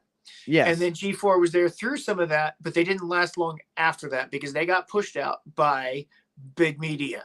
Big media pushed out G4 in a lot of ways, and G4 kind of fell apart. Yeah, lots of reasons. If you watch that documentary by Chris Gore, it's phenomenal. By the way, awesome. Yes, I'm glad you mentioned that. Chris Gore did a documentary and on G4, and it is amazing. Check it out for anybody out there that grew up watching that channel. It is fantastic. But yes, getting back to SDCC, it changed a lot, and again, like you're saying with the I guess Twilight, and then really with the Marvel stuff, and then big media, and the next thing you know, you can't buy passes anymore, like at the gate or anything like that. And it's so many people. I mean, so many people. Unless you're in the know or have connections, it's going to cost you thousands and thousands of dollars to go to SDCC and wait in lines for things. So real quick. Sorry, man. I need to look something up. War Chest says I would go to SDCC in Chicago WizardCon, and he said you're right about all the movies and less about comics. And I have heard that.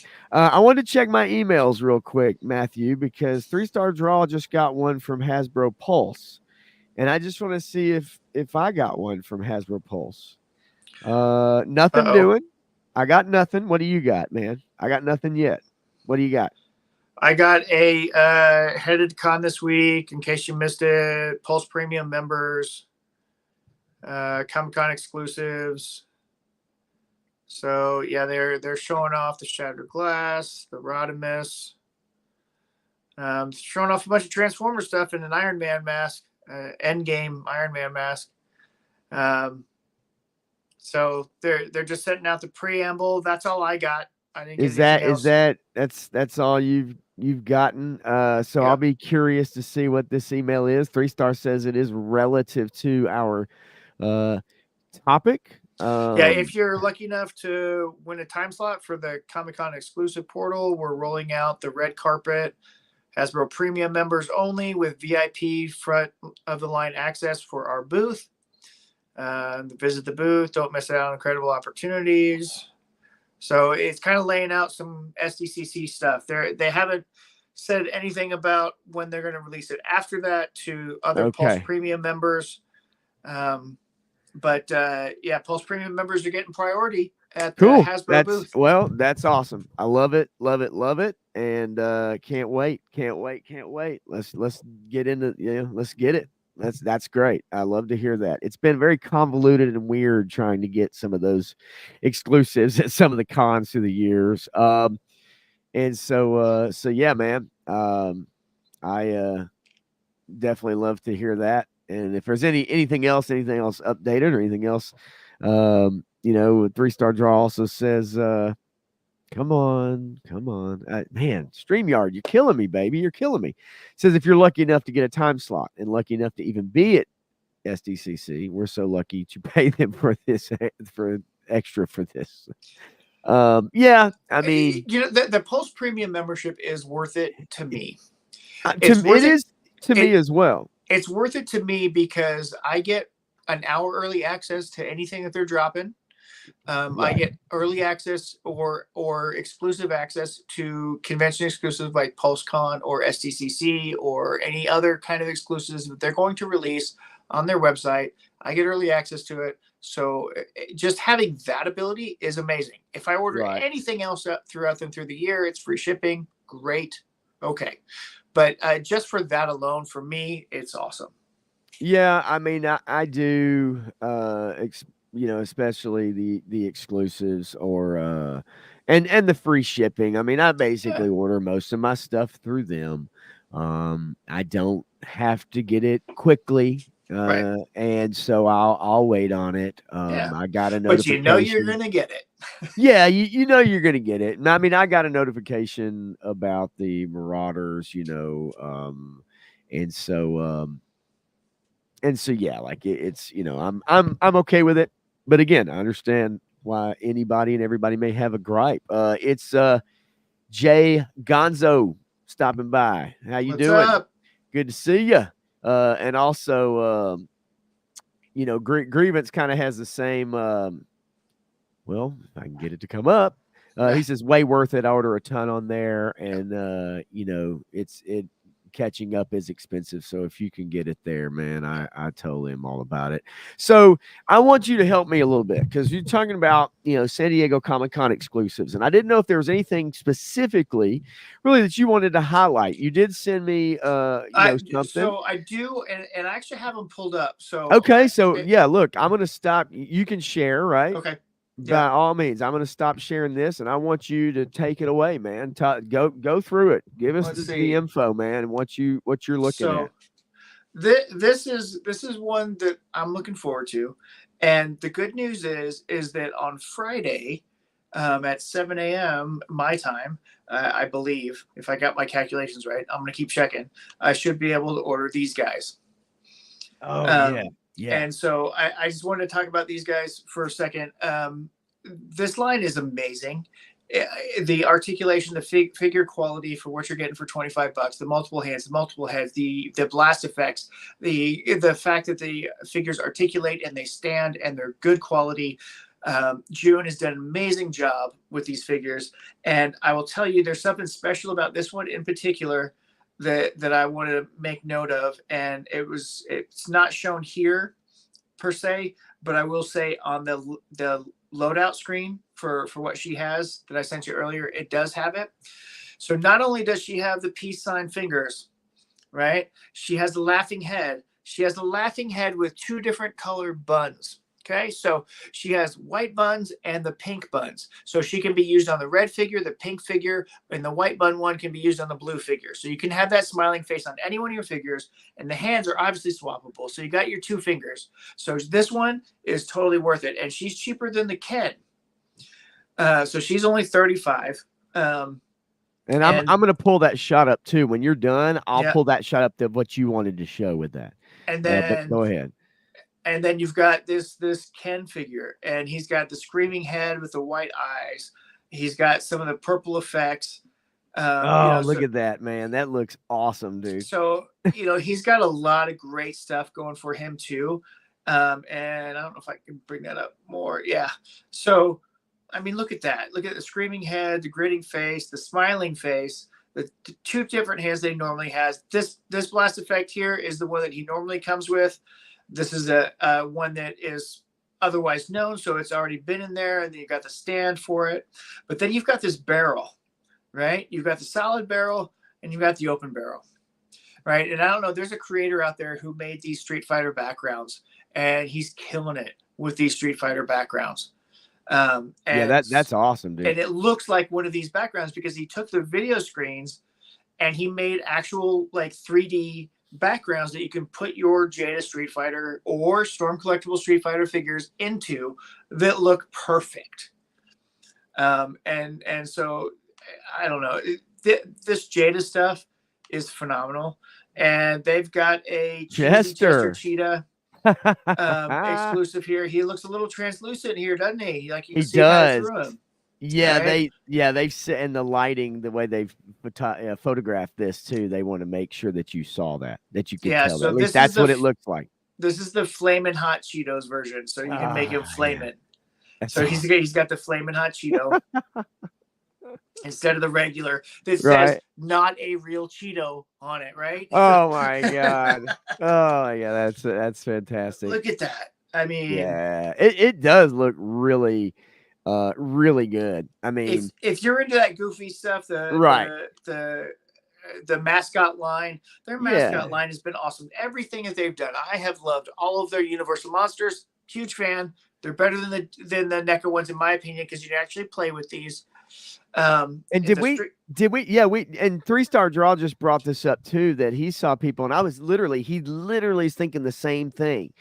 Count Chocula, like the Boo Berry, like the Frankenberry, like that's a fun line, right? To me, like those mascots for cereal and other products and stuff. That's super cool to me. Yeah. I love that. I'll bring up the pictures real quick that you were talking about, just so people can see this. Let's see y'all, and let's see y'all. Where are you? There you are, and a boom, boom, boom. So here's the one image with Chun-Li and see, it's got the two smiling faces on there. Yeah, man. And they have different colors. Different colors in the hair pieces that she's got on. And one of them works well with the pink or the red figure, the Target exclusive one, which I saw a couple of those today at the store. Okay. And then the white. And the white is traditionally with the blue outfit, so you can swap that head onto there. And then you've got it's got one different hand because, two different hands. I can't see what that other one is unless that's just another fist, because she's got the original one had two fists and two. I see. The two fists on the figure, and then we see two chops, one piece, and one other clenched or one other. I can't tell if it's a gripping or if it is just a fist. If it's just a fist, then. I think it is just a fist, but maybe they give you the two and then you get 4 extra, and and maybe it's just you know what, her thumb is on top. Okay. So her fists are like this, but then one of them, the other one, her thumb is on top like that. Oh. So it actually is it like this? Yeah. That might be interesting, but it also has a new blast effect. I just saw that too. So instead of just the kicking blast effect, it's got that swooshing blast effect also. Yeah, and then let's see here. I'll let me pull this other one up here real quick. Well, no, actually, you know what? You just showed that one. That one was I showed that one earlier. I don't need to. I don't need to show that one. But yeah, no, that's super cool. Those figures do look really good. I know earlier 3-Star Draw said something about Care Bears. When you're scrolling down and you see all the ads, and I'm sure there's a Grumpy. How could there not be? It's got to be a Grumpy Bear coming, right? Somebody's got it. That's right. Yeah, I would imagine. I mean, shit. Look, some people really, man, love some Care Bears. Yeah, love some Care Bears. Absolutely. Like I, totally see that, man. It's not my thing, but I mean, hell, anymore. There's basically about something for everybody at this point, And another one that's close to my heart is the new Loyal Subjects. They've changed their stuff a bit. So if you don't mind, I'll share that one real quick. Absolutely. No, go right ahead, man. Whatever you got, by all means, bring it up. And so I've been a fan of this line because, in my opinion, the IDW Turtles comic book run is the best version of the Turtles that's ever been done. It's got 100 issues that are phenomenal, and then there's about 25 or 50 or I don't know. There's some after that aren't so great, but the first 100 are phenomenal, and then they have side stories and everything. So Mietis did the artwork, and he's actually doing a signing for a lot of these things, and you can win some sightings from it on their Instagram page. With some of these figures, but you've got Donnie and Metalhead is a SDCC exclusive. You've got a Dreamer Shredder, so it's another version. They've released 2 other versions of Shredder. So you've got the original, and then you've got the one where he's in hell, Shredder in Hell version. So he's got gold instead of silver, and some slightly different color apps. So that's another one like that. You've got different heads and different hands and stuff.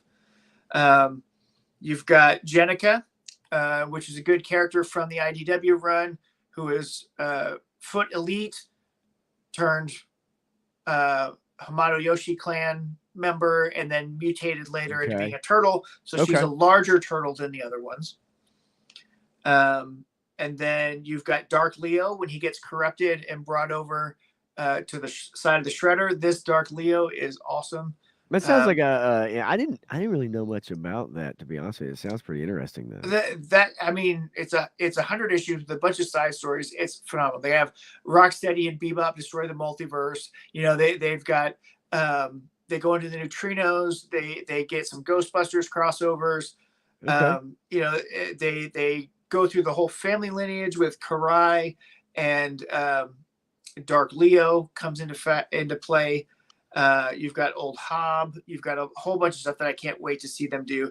Those are all the SDCC exclusives that they have listed here. I know that there's actually a couple more. There's a second Dark Leo, and there's the Foot Elite. I don't know if those are SDC exclusive or not, but they will be coming soon. But I have the Turtles. This one. And then they have another raft that came with a motorcycle, which is also awesome. But I've done some pictures with them. To me, the IDW Turtles are right up there with the original Mirage Turtles. Okay. I mean, for me, those are 2 of the best storylines that have ever been told in Turtles. And then the 2012 series, I love. Everybody loves the 2003 series. I love the 2012 series. I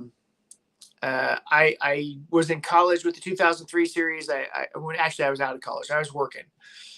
So I missed most of that.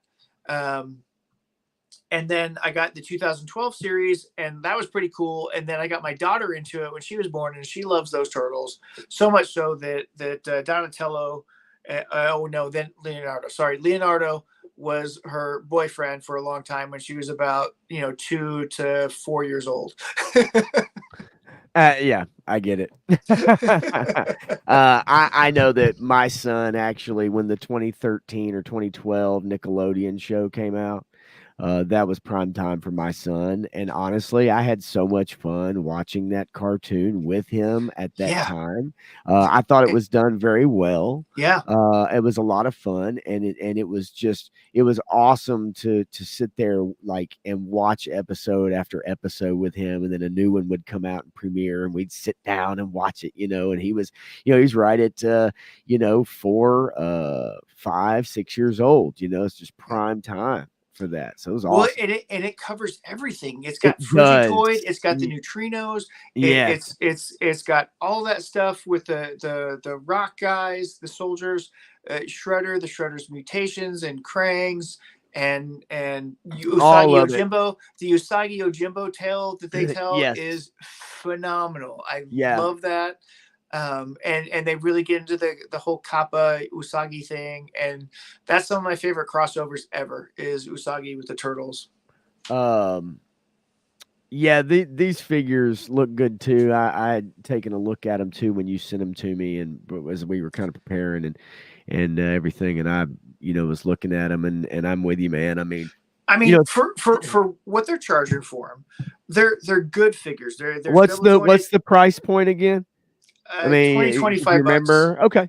You know, I mean, they're on the regular normal end of spectrums, right? Yeah. You know, but you know, they got double knees, they got double elbows, they've got good paint apps, good articulation. Let me hold that up again. I'm going to try to fair put you articulation, full screen right? if StreamYards will cooperate with me right now. It's on a super freeze. This is very close to a Mirage Shredder in a lot of ways. For the body type and everything that they put on here, and they come with multiple hands. They come with weapons. I did a little bit of paint on there to make his eyes a little bit smaller because there's a little too much white in there, so I changed that a little bit.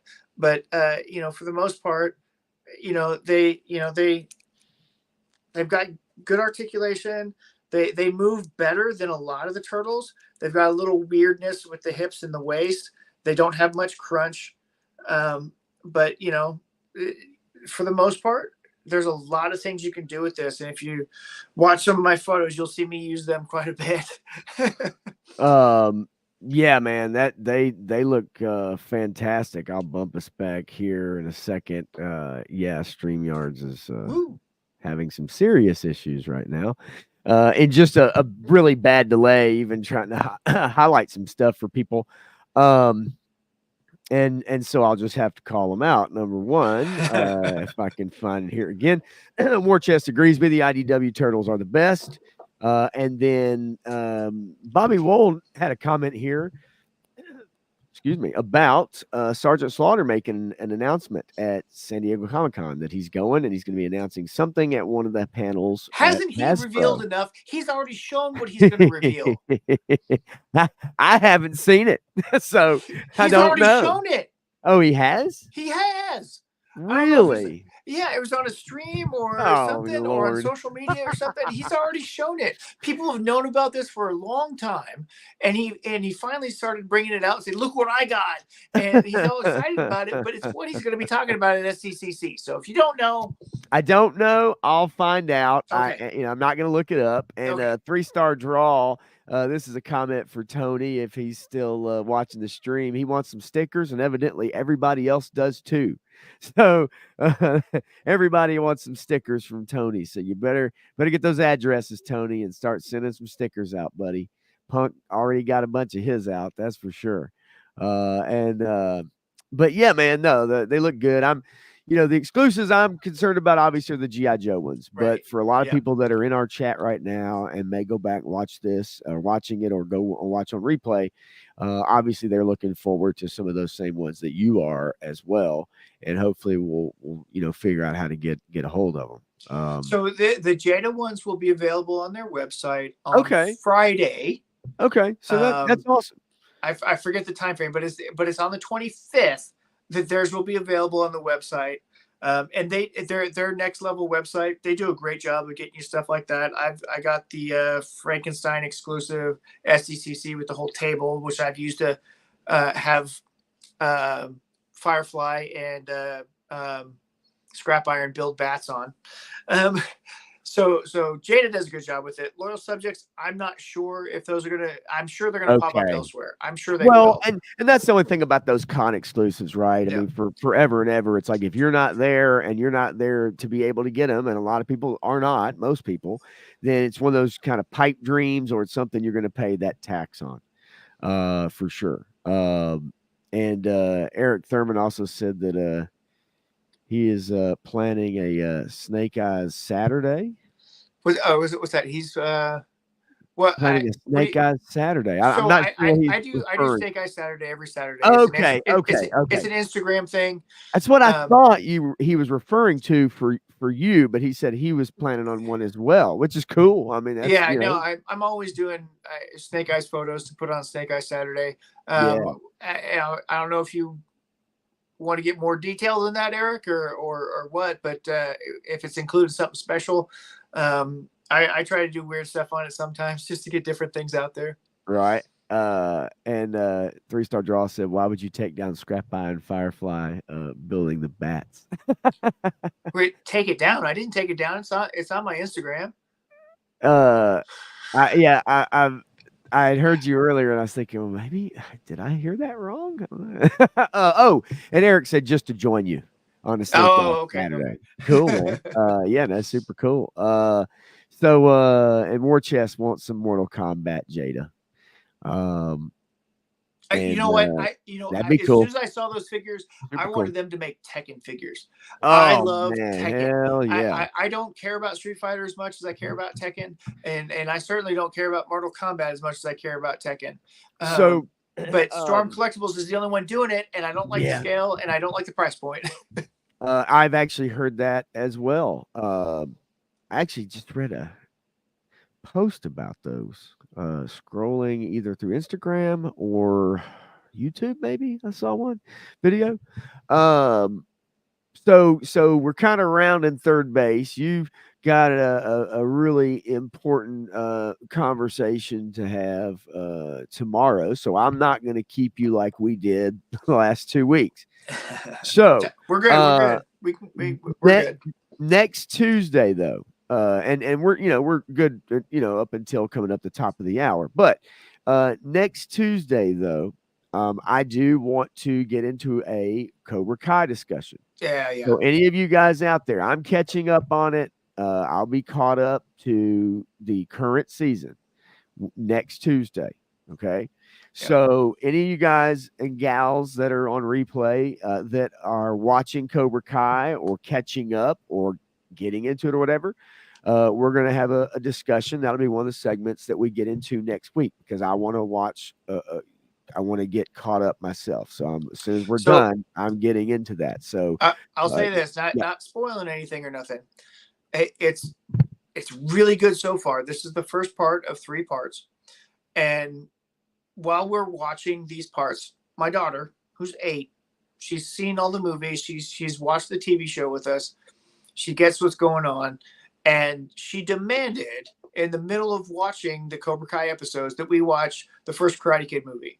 And we watched that. And so she said, we got to watch the second one. So we got to watch that. And then I had my stipulation. I said, after the first one, that we had to watch the music video by No More Kings. And so we watched that. Okay. If you haven't seen that, you need to watch it. It's really awesome. And then we had to watch the third one. So we started the third one tonight. We finished all 5 episodes that are currently released. They're really good. They're wrapping it up. They're doing the best of the best thing. And it's really cool. But the No More Kings video is a cross between the Karate Kid movies and Raising Arizona. If you know, you know. Okay. The trailer that he's in is totally their trailer. The way he talks to his girlfriend at the beginning of the way Johnny talks to his girlfriend at the beginning of the video is the way that Nick Cage spoke to his wife. Right now, honey, right. And then, the Kreese character is very much the biker villain from that, and so they bring back the entire most of the cast. They bring back Johnny's buddies. Ralph Macchio's in it. William Zabka's in it. But there's a whole nother story going on about this guy trying to get into rock and roll, and his dad being a pizza delivery guy, and he's got to do pizza delivery. He's like, rock and roll pizza, rock and roll pizza. You have to balance, right? But it's an 8-minute music video. It's really awesome. Okay. You guys should check it out. No More Kings. The song is called Sweep the Leg. And it's what if Johnny swept the leg? Yeah. I'm pretty familiar with that song. Yeah. I will check out the video. Yeah, that's awesome. All right. Go ahead. So we're gonna finish up, and we're gonna talk a little bit about the most recent episode of Hot D, House of the Dragon. Not gonna go frame by frame this time, and I just want to get your thoughts on it. A few things happened in this episode. The Lannisters are marching to the Riverlands. They're headed to Harrenhal. Now, I did want to point out the fact that you have one actor playing Jason and one actor playing Tylan. Or Tylan Lannister. Yeah. Yes. And so you have one actor playing these 2 parts completely differently, unlike the Acolyte. where you have the same actress playing the same character. Isn't that something, right? Completely differently. I agree with you. Yes, the same character in The Acolyte, which whereas Jason Lannister yes, is very, martial and military thinking. Tywin Lannister is very political, and he's thinking of other things. And as you see, his son Tywin does not appreciate him and follows more of Jason's correct line of thinking for a lot of things that he does in Game of Thrones later. Right. But this is a major setup. I love the Lannister scene at the beginning. I thought that was awesome. I agree with you. And basically what we gather out of that scene is the fact that they are going to stop the Golden Tooth, and they are going to not continue marching until they hear from Aemon, the king. They're the Prince Regent at this moment. They want him to get on his dragon and fly. They want him to meet them there because they've been marching a long way, and they took a lot of losses in their last battles, and so they would like that assurance, and so they decide they're going to bring their lions in cages and on wheels, and they're going to bring them, and they're going to stop the Golden Tooth, and so they're going to rest there, and so the next scene, the Lannisters have always been practical. Yes, they will use the letter of their word perfectly. They will do exactly what they agreed to do, and they will always say the Lannisters pay their debts, which is not their house motto, but it is what they agree, what people know them as. Lannisters pay their debts. And well, go ahead. I was going to finish up with that as far as the and their debts are a matter of perspective. Right. They can be paying them as in they're giving you something, or they could be paying them as in you owe me something. Yes, and just a little context too. The Lannisters basically own, or on top of like this large mine, and they have a lot of wealth due to the mines and the precious materials, and so that's where they acquired all their wealth. And we could go into a whole deep dive in the very, very past where Valeria and stuff like that comes from and how did it get destroyed. But anyway, so moving forward, the next scene we get Aemon, and he's got a small council there, and he's pissed off that he's being summoned because he is the king in his mind, and the Lannisters are summoning him. So he's really pissed off about that. Basically, what we get out of this scene, because Tywin is there, right? That Jason's brother in the small council, and he kind of chastises him. But ultimately, what we get out of this scene when it's all said and done is that Aemon wants them to go ahead and march on.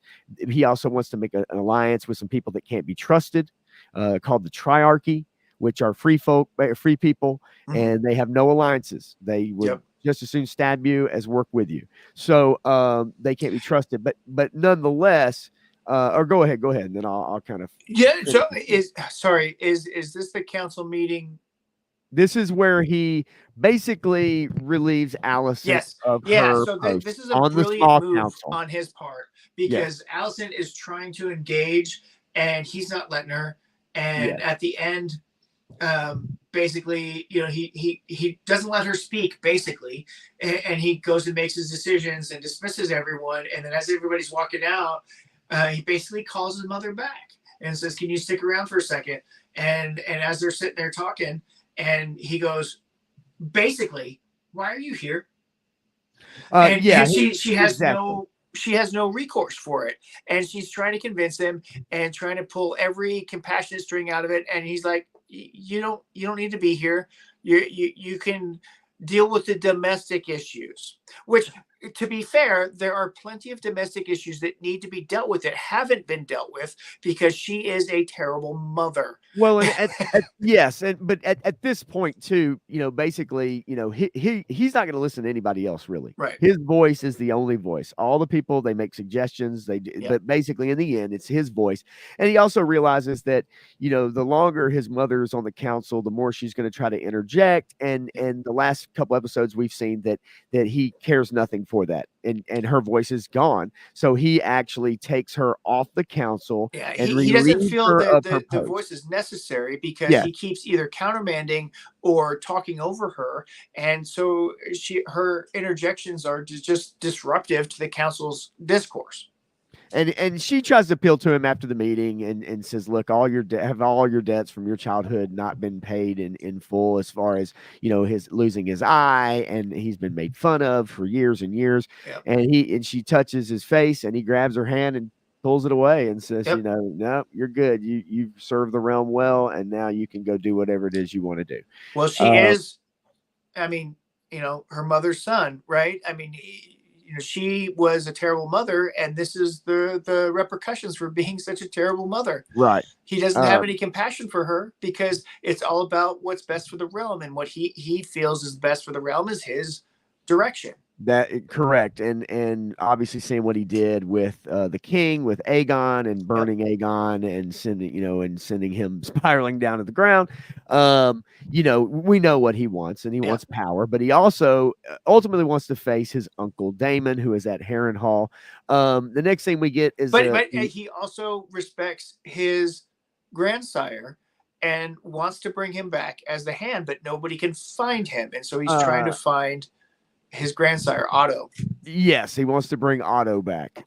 So he wants to have him back after he was dismissed by Aegon. Now, the Black Council is meeting. We see Lord Corlys. What's up, Legend Series? There he is. Yeah, man. And if you can see some other things or chats come in, StreamYard is really, really doing some weird things for me. So if you see the chat going and going, highlight whatever you want to highlight. It's not really working for me so well. So I'm going to have to figure this out here tonight. But yeah, anyway, so the small council for Rhaenyra and the Black Council, they are having a meeting. They bring in Stefan Darkland, who has Targaryen blood. In the last episode, they decided they were going to try to get some what are called dragon seeds. Those are people that are not noble, highborn, but they are bastards, or people that have some Targaryen blood that may be able to ride dragons because they have a bunch of dragons and no land army.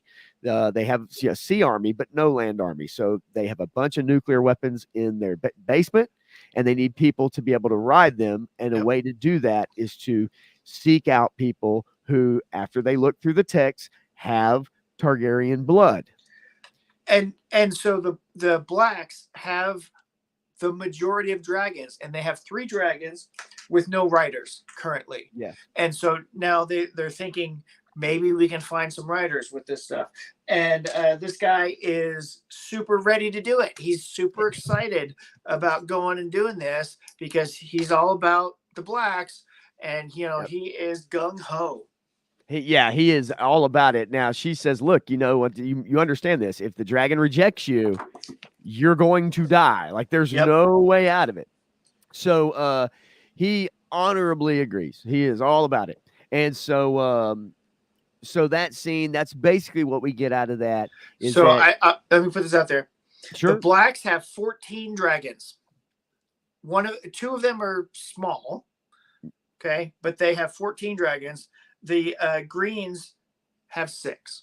Yes. So you can see why they would want to be able to outnumber and utilize them. They just need people to ride them. And one of the daughters, Rhaena, is not able to actually ride one. She tried and almost lost her life. So and she's at the Eyrie.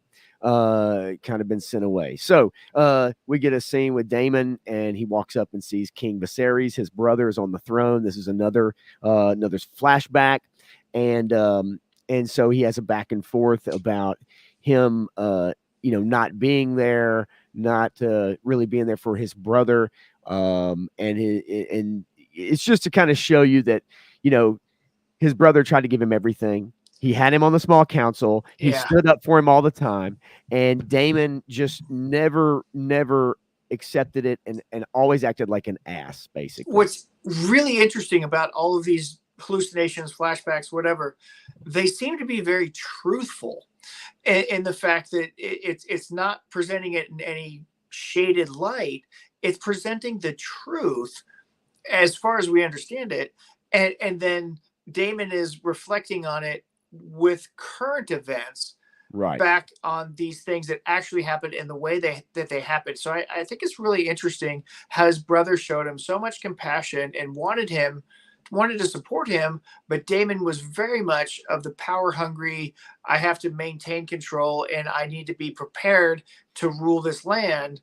But he did it in such a way that his brother was like, you're not ready for this. You're not the right person for this. Yes. And so, you know, as this dream, he's banging on the doors, looks like the Iron Throne with the throne room. Yeah. He's banging on these huge doors. He's screaming, let me out. And then the next scene, he's basically coming through the doors. The doors are opened up. He falls. And who's there? Who's there? And it's Sir Simon Strong. And always breaking him out of his delusions. Always breaking him out. Always looking at him. He's the first face he sees, or he's talking to him, breaking him out of it. And so Damon kind of flips out on him, and he puts a knife right to his mouth, to his lip, and threatens and basically, you know, says, look, you know, you're watching me. You know, I know you're watching me. And do you have anything? Stop watching me, right? Do you have anything to do with this? And so, and we see the other people in the castle that are there that are just kind of like, you know, they're frozen, right? Because they don't know what to do. And Sir Strong is able you know, his people are getting ready to fight. Yeah. And he's like, nope, stay back. Yes. But they're ready to fight for Simon Strong. Ready to pounce. And then Damon goes out and he runs into Alice Rivers by the werewood tree. And he's getting ready to leave. He was walking out to get on his dragon. Right. Yes, you're right. It looks like he's literally getting ready to hop on the dragon. He's got a bag with him, right? Yeah. And he's about to just take off. And then Alice Rivers is there. And so they have a conversation, and she tries to help break down those dreams. And he finally kind of sits down, takes her counsel. She's like, you know, he asks her, and she says, oh, you want my help?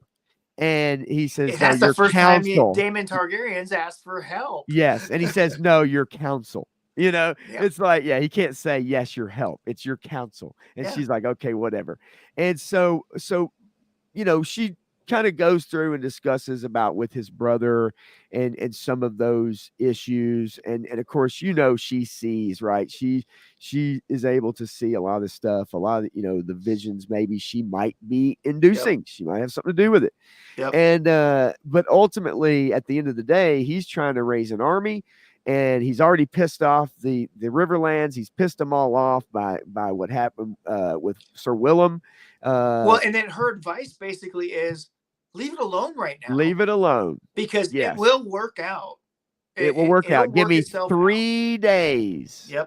3 days. She says in 3 days' time, the winds will change. Okay. So, and he actually admits, I need help, Alice. He says that at the very end. I need help. Not, I need your counsel. He says, I need help, Alice. She says, 3 days, the winds will change. She has a little owl on her arm, actually, that flies down to her, which is really cool. And so, and if you remember earlier, in a different episode, I believe, she said she was the owl. Yeah, that's right. I didn't even catch that. That's right. Yeah.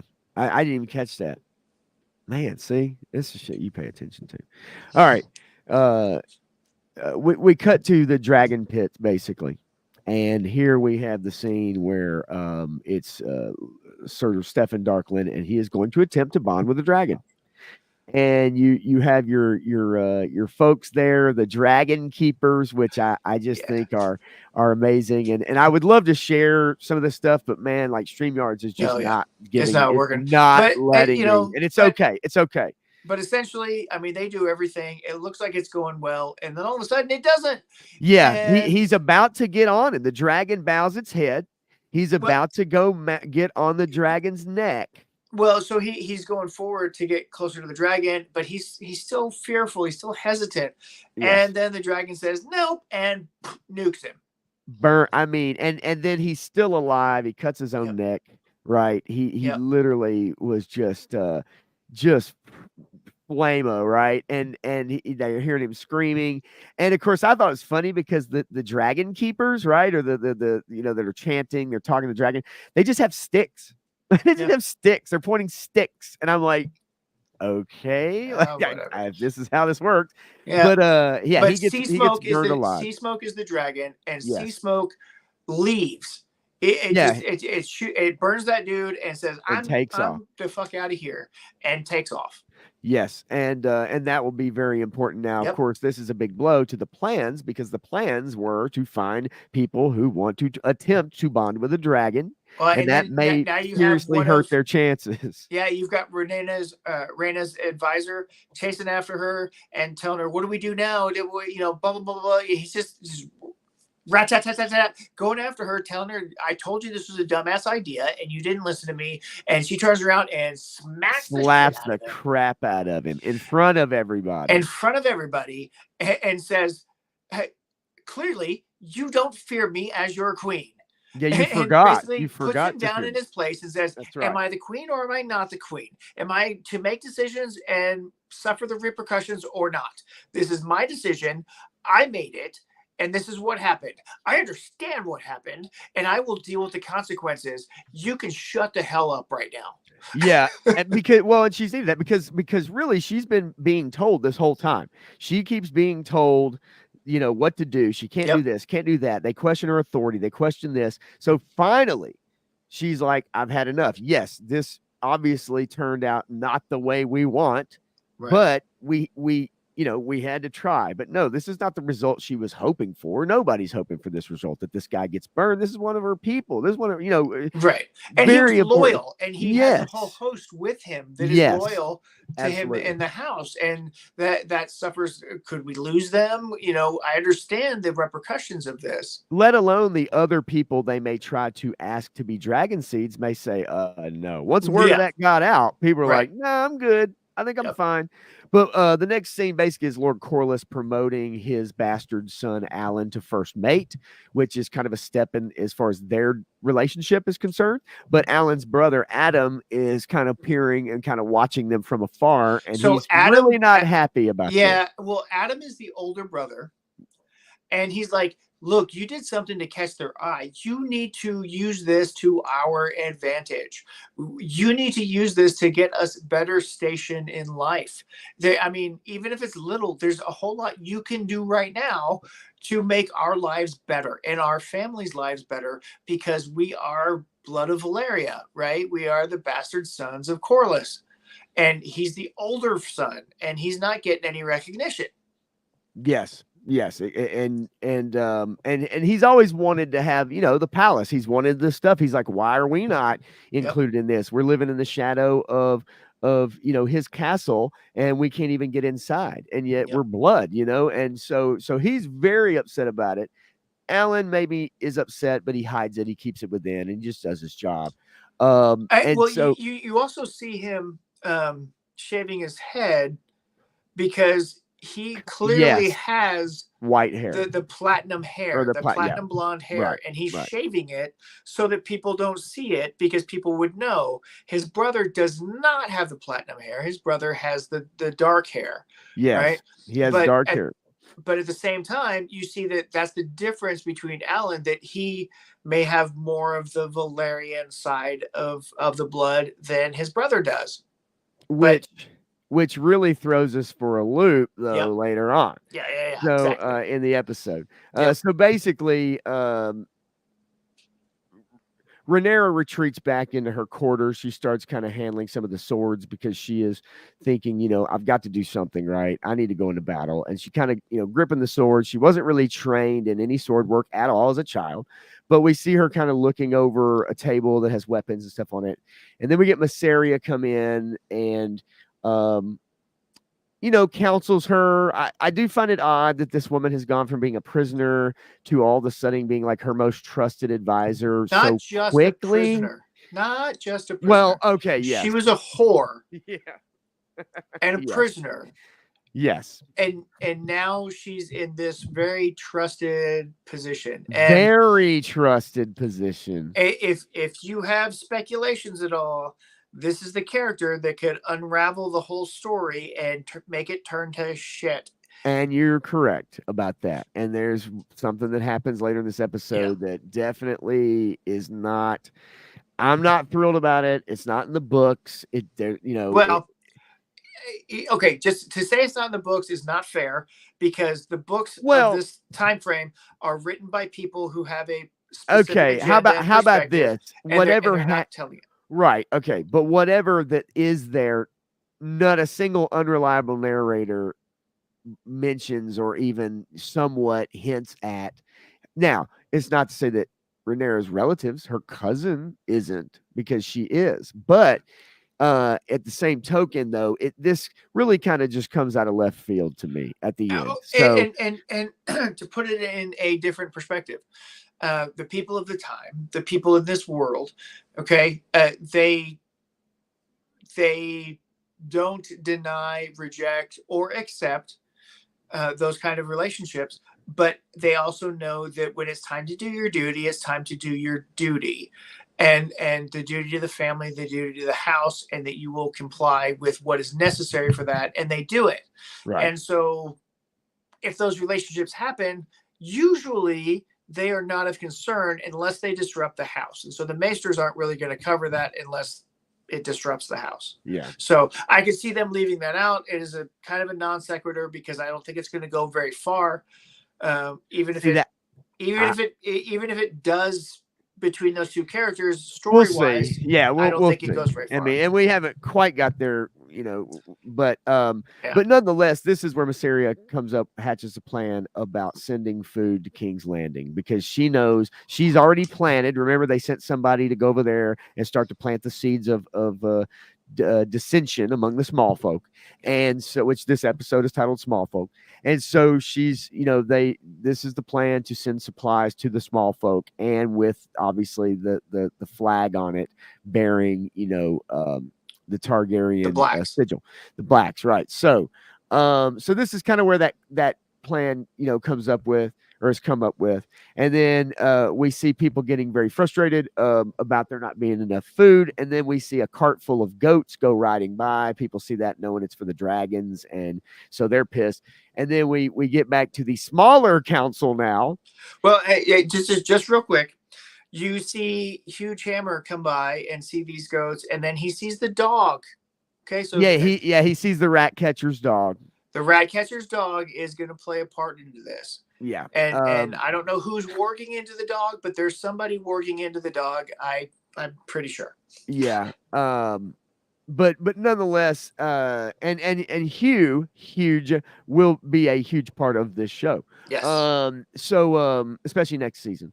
So we're back to the Greens, and we're back to Aemon here, and so this is where he decides that he wants to name a new Hand of the King, and Larry assumes and even thinks it's him when Aemon talks about a hand. He's talking to Larry. Well, so yeah, I mean, it's subtle stuff that's happening here. Very subtle language, and the language is brilliant, and the way they bring it across is brilliant, because he brings it across and he's like, I want you to do blah, blah, blah, blah. And so Larry thinks, well, I don't know. He's like, oh, wait. I'm not talking about you. Yeah. You're going to be my patsy that goes and tells the person that I want them. Right. Yes. And so he wants to bring Otto Hightower back. You can see, he wants to bring Otto back, but you can see the look on Larry's face. And I just think it's great, because in that moment when he realizes and he's told that he's not him, you can see the look, but he has to eat it, right? He has to eat it, and he has to just say, yes, Your Grace, that, yep, I'll get the word out. So now Larry knows he's lost his positioning. Okay. He's been positioning, not overall. He's lost his positioning with Aemon to an extent where Aegon made him the master of whispers, okay? Yes. And he's weaseling, working his way through, and then right now, but in my mind, sees the weasel. Oh no, he does. That's what I'm saying. And I think Larry realizes, okay, wait a minute, now I've got to come up with a new plan. Yep. Because he's kind of lost his standing, so to speak. Yep. So and so nonetheless, he's the one that has to send word for Otto Hightower. And then we get to Aegon, who is having his wounds tended to. And then who comes to visit him but his brother Aemon. Aemon basically puts weight down. He takes it's the marble ball from the council. And he takes the council ball. Yeah, council ball. It's his council ball. Yes. That he presses down into his chest as hard as he can. and is basically questioning him. Do you remember anything? He's like, I don't remember anything. Right. And so he's kind of torturing his brother. At the same time, he's also leaving him with this and says, I'm in control of your stuff. Yeah, you better fall in line. Exactly. He, and in essence, really, also what we get out of this scene, he said, you said duty. You know, Daredevil Dave, maybe I did. Did I? Maybe it was you. I don't know, but I'm sure we did. It's a natural thing. All right. So look, nonetheless, though, what we get out of this scene is, yes, Eamon knows because the Maester kind of has said that, you know, he has woken up. He's a bit aware, right? You know, he's still in bad shape. So Eamon's like, oh, I need to go talk to him. So basically he says, you know, what do you remember? What do you remember? While putting pressure on him, putting pressure on his head, right? He touches his head and Aegon winces. So it's I think it's more the pressure of the ball that he's putting on his wrist, because he was having difficulty breathing. And he's basically saying, I've got all the power. You need to pay attention and you need to fear me because I can take your life at any minute. Now, this is behind closed doors, but then the doors open up soon thereafter, and it's the Grand Maester with one of the guard, and he's kind of checking in. And so Eamon, you know, is like, hey, you know, make sure you look after my brother. He's got a really long road to recovery. And so Aegon has got to figure out, how do I get myself out of this? He's powerless, right? And his brother will basically put his life in danger, especially if he tries to talk. So and if he does remember, he understands that his brother. Absolutely. I'm pretty sure he remembers. Then we cut back to the Eyrie, and we have Rhaena here, and she's got the littlest boy. The littlest son, Rhaenyra's littlest boy, is here outside, and they come upon burned animals, burned ground, and they think, oh, there's a wild dragon, and she accuses her host of lying and saying that there was no dragon here to protect them, but in actuality, this dragon just showed up. Now we know who this dragon is. It's the one that flew away, you know. It's got to be Sea Smoke who flew away. No, it's not. Because if it is, so is this a random one? No, it's not Sea Smoke. So this is a random one that was out and like has just shown up, I guess, recently and started like burning and eating animals and stuff like that. Yeah. So this dragon is called the Cannibal. Okay, that's what she said. In my mind, I thought it was Sea Smoke who got away. And no, this dragon is called the Cannibal, and it is a wild dragon. Okay. So so that's mainly what we get out of that scene, is that Rhaena's there, and we also get the fact that they've arranged for her to go to Dorne or something, right? Yes, that's right. Yes. And so, hey, I thought you'd be happy about, you know, getting out of here and leaving us. Prince Reggio, right? Yeah. Is who answered, you know, the letter, I think. So basically, you know, the Eyrie is Jane Eyre is kind of pawning her off, and you know, she's not entirely happy about it because the lies that were told, well, not entirely lies, but you know, she's like, you've got a dragon that's hanging around here, and you see the baby dragon that clearly can't fight. Yes. Well, and they're talking about Pentos for one, is where she's Pentos, going to go to. And you're right. Like this scene is where, you know, God, there's so many names in this show. It's like trying to keep them all up in my freaking head. Rhaena, okay, she's pissed because she says you lied to me. And then, but they found that this wild dragon has been foraging for food and stuff just before the war started. Yeah. And so, nonetheless, it's a pretty decent sized dragon as well. Obviously, it looks like it from the burn marks, especially. What we see Alan shaving his head while his brother kind of chastises him for not bringing up to if he's being made the first mate, and you know, he wants him to bring it up to Corlys.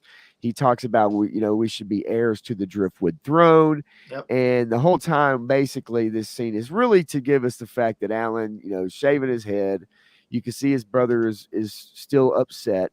And Alan tries to tell Adam basically, like, you need to live your life. Like, quit worrying about something that's never going to come and just do what you can yourself. Make your own way.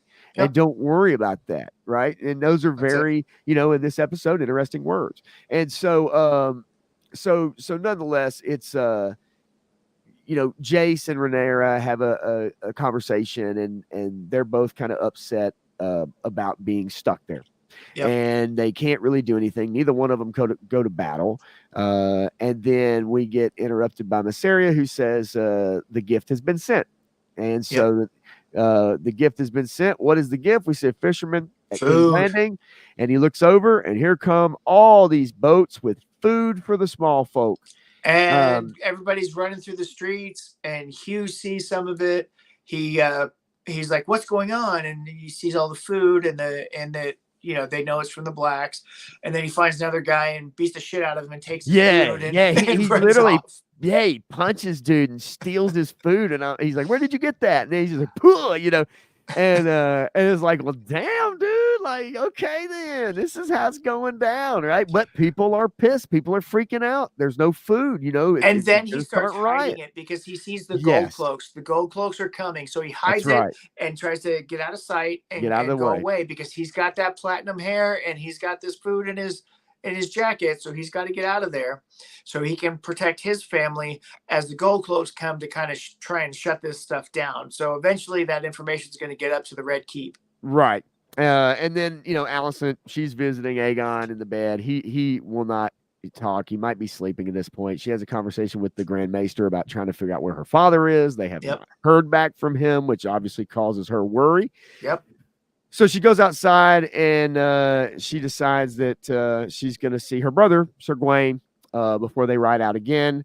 And she has a conversation with him. She asks about her son, and her son is still in Old Town, and he's playing the lute, and he's a ladies' man, and he's very kind. That's basically what we get from this. There is another son who is very kind. He's unlike his brothers, and then they talk about maybe hearing from their father, which they haven't. But we get this really important information, and they throw this scene in about her son. Is it Darren? What the hell is his name? Something. Anyway, it's Alicent's son that is back in boarding school, basically. Yeah. And so they're about to ride out, Sir Gawain and Kristen Cole. And you see Alicent kind of look over and kind of give, the longing look to Sir Kristen, who's watching from the distance. Anyway, so they ride out, and then Alicent decides she wants to go pray, and she goes to get Helena, Aegon's wife. So they want to go to the Sept. They're going to go to the Sept to let's see, there it is. They're going to go set to go pray. And so while this is happening, while they're inside, a riot breaks out over the food. And everybody's freaking out. The guards come in, and we got to go. We got to go down. We got to get up out of here. And real quick, Same Time Toys, how you doing, man? Thanks for dropping by. We're basically finishing up here. We're sprinting to the end. But Alicent and Helena, they are getting rushed out of the Sept. This guy goes to grab her arm, and one of the guards comes over and cuts the guy's arm right off. And she tries to stop him. She tries to stop him. She tried to stop him from doing it. But he drew the sword and cut the arm off, and that incites the riot to escalate. And they're in fear for their lives. And the White Cloaks are defending them, trying to get them back to the coach. And they finally make it back to the coach, and they're like breathing as they're slowly getting out of there. And those soldiers, they're fighting and they're killing the small folk who are rioting right now. And they feel like they don't have a choice to protect the royalty. But I mean, they're doing exactly what Rhaenyra wants them to do, right? That's right. No, exactly. This is exactly what's happening. And obviously they are turning these people. They start shouting, Queen Rhaenyra remembers us and she still thinks of us. And they throw fish in Alicent's face, bloody fish right in her face. And so they're able to get away. They get in the carriage and they're able to get away. And then we have Larry visit Aegon, because now Larry knows his position is compromised for the most part, and he needs somebody he can go talk to. And he goes to talk to Aegon, and he tells him the story of when he was born at Harrenhal and how he had his club foot, and you know, good story, very good story. And what we get out of this is Aegon says, "Help me, please help me," because he knows that his life's in danger, and Larry, I think, is going to try to help him. Now we'll figure out what price there is to be paid.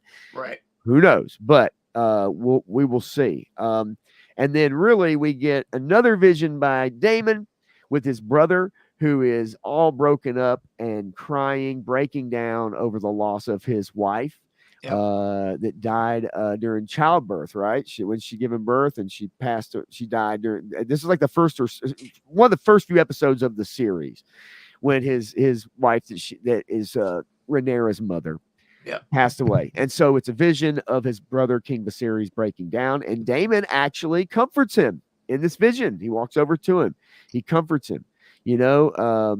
And then who is it that's waking him out of his dream again? Simon Strong. So basically he says, look, Oscar Tully is now Lord Paramount of the Riverlands. Grover Tully passed away somehow. The old man who was on very important conversation. Yes. And not only because it talks about the Tullys, but also because Alicent's name is mentioned for the first time by somebody other than Daemon. And what Sir Strong says here is that she has been tending to Grover and was there when he died. So she's been there for months. Yes. So she has not been at Harrenhal. She has been there tending to the Tullys and his health. And now, and that's why she said, wait 3 days, things will change. And so he's passed. And so now, was it Oscar is in charge? Yes, Oscar Tully is now the Lord Paramount of the Riverlands. Okay, so now he's already hosted Oscar, remember, earlier on, and he's a young man, but he said, look, I love my grandsire, I don't want him to die. And Daemon tried to get him to put a pillow over his face, and he's like, no, that's out of your mind. So now he actually, the winds have shifted. And what do you know? That Sir Simon Strong says, well, Alice Rivers went and she plied her craft to try to save the old man. I think we could say she probably sped it up. Well, who knows? We don't know. So it depended, right? So he didn't die until after that conversation that he had with Alicent over there, where he asked for her advice. Once he asked for her advice, she's like, okay, I can help you, wait 3 days, this will change. And so that's when she changed what she was doing and finally let the man pass, because he was going to pass anyway. It was just a matter of keeping him alive all this time. She was keeping him alive this whole time as a threat to Daemon to try and manipulate Daemon. And it has worked to this point. So she has fully manipulated Daemon through the werewitcheries, through warging, through these visions, through whatever she's doing, because she is at two places at once. And you can use the werewitcheries to travel like the three-eyed raven. So, well, and obviously with her and the fact of where they're at too, right by the most magical part of, you know, of the Westeros, basically. There's so much weird stuff and so many things that can happen here. And I do love the fact that they, you know, that's part of the story. And her part too. She's a weird character. She's a fun character, I think. And so, so we get that information. So Daemon gets the information that now there's a new Lord Paramount of the Riverlands. And so here we go. Maybe we can start anew. And then we get the main scene, I think, that we take away from this episode is Adam, okay, Lord Corlys's other bastard son, is walking along the beach, and all of a sudden he sees a dragon. The dragon chases him. Chases him down. A good chase scene, chases him down. He flips over this little outcropping and he's laying on his back. And the dragon, it's sea smoke, gets right up into his face. And you see Adam breathing heavily and he's freaking out. And then you see him calm down. He stops. He stops. Right. And you know right then and there what's happening. if this dragon was going to kill me, he would have done it. He would have already done it. He would have burned me. He would have chomped me. He chased me. He That's chased me down. Yes. Wait a minute. There's something else going on here. So he chills out. Yep, he chills out, and it cuts from that scene, and then we get the scene here really between Rhaenyra and Mysaria, where she talks about how the gifts are bearing fruit. They're doing their job. The small folk are really starting to fire up here. And so everything is going according to plan. They have a couple conversations about, how men kind of screw things up, and they talk about Daemon a bit. And then she's complimented by Mysaria. And she says, look, Mysaria tells her the story of herself, her father, how she was abused, how she got her scar. She can't have children as well because she's scarred there also. So she kind of connects. And those conversations always spark sexy time. Well, that's what you actually took the words out of my mouth, because I was gonna say something very similar to that. And so it's like, okay, that's great. I'm glad you shared with me. But then she compliments Rhaenyra. And she says, thank you. I've lost Rhaenys. Her dragon are dead. That was one of my most trusted people in my council. And so Rhaenyra goes to hug Mysaria, and because of the trauma that she just expressed. She expressed all this trauma to her, so she's going over to hug her like a compassionate person, which, as being queen like this, you wouldn't imagine her having that much compassion, but she obviously is compassionate towards her, goes over to give her a big hug, and then, they start necking. They start necking. They start making out. And Shark Eyes, good day to you, up? buddy. Good to see you, man. Thanks for dropping in. We're basically sliding in the home plate here, and it is that time. But yeah, so they make out. They actually do make out, but they're interrupted. They're interrupted by some news. And if you're a house guard and you just barge into the queen's, you just busted into the queen's chambers in the middle of the night. Who the hell does that? I mean, what kind of protocols do you have set in place for that? I mean, also shocked that she didn't say something. Yeah. Like, she did not even say anything. So you see the two women, they break apart from each other. And then she's informed that Sea Smoke has been sighted flying over Spicetown. Yep. And he has a rider, but they can't tell who it is. Well, we know who it is now. Yep. They don't know who it is. And then she goes running off to go find out exactly she goes what it is. running off dragon, to find Nobody's out. going to stop her. She's going to go find out who this rider is. That's it. And that's pretty much the end of the episode. She gets on her dragon. She goes to fly off to see who it is. And if you saw the sneak preview trailer for next week's episode, then you'll see kind of probably the beginning of that episode and the standoff, so to speak, and what kind of goes down from there. So yeah, I thought it was a good episode. I know a lot of people have had issues with it. They think the pacing is bad. They think that it's I don't think the pacing is bad. I think the pacing is awesome. I think if you're paying attention to what's going on, there's so many subtleties. There's so much story unfolding with every single conversation. Every single conversation, interaction in this show has a point. Unlike a lot of these garbage shows that people are watching these days that have no point, which are designed for people to be on their phone watching, where this is, you have to pay attention because something is happening with every syllable that is spoken in this show. Every image that is shown is meaningful. I mean, when they just glance at you and you see that this is the dagger that goes through history of Game of Thrones as a very important dagger, and they don't know where it came from, and it was taken from Aegon, and Aemon put it in his belt, and then Aemon's wearing this dagger of prophecy, this dagger that has this information on it that people need to decipher to figure out who the King of Kings is, right? Who the second coming is, or whatever, right? It's these little subtle things that are in every little thing in this show. Yeah, no, you're right. I mean, the way it's shot, the conversations, the different looks we get. We see, you're talking about the dagger, and you see that, Sir Kristen Cole sees him when he picks it up. You see Allison, who notices it's on his belt. When they return, back from Rook's Rest back to the castle, the Red Keep. So yeah, man, like I love the show. Again, I implore anybody out there to watch it. I know if you heard this breakdown, it's not as thorough as we had done, and I'm okay with that. But you could still go back and watch it, because you need the conversations. We can kind of tell you what's going on in the scene, but you need to see these conversations. And it is one of the best shows on television right now, hands down. So yeah, I mean, we're rushing through it because we have to just kind of tell you what's going on, or talk about some certain things.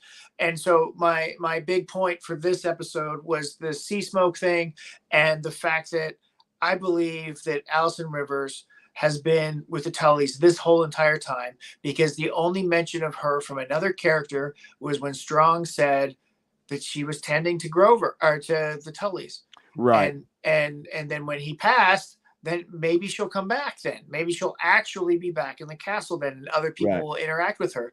But up to this point, no one but Damon has interacted with that character. So we know she actually exists. And some say that she's hundreds of years old. Some people say that she's normal age. She tells him too, she makes the comment, there are other things in this world that are beyond memory, beyond living memory, right? Yep. Beyond the before times, right? Like, and so, it's those references and some of these subtle shots we get, and her talking about the owl earlier, and then having the owl on her arm.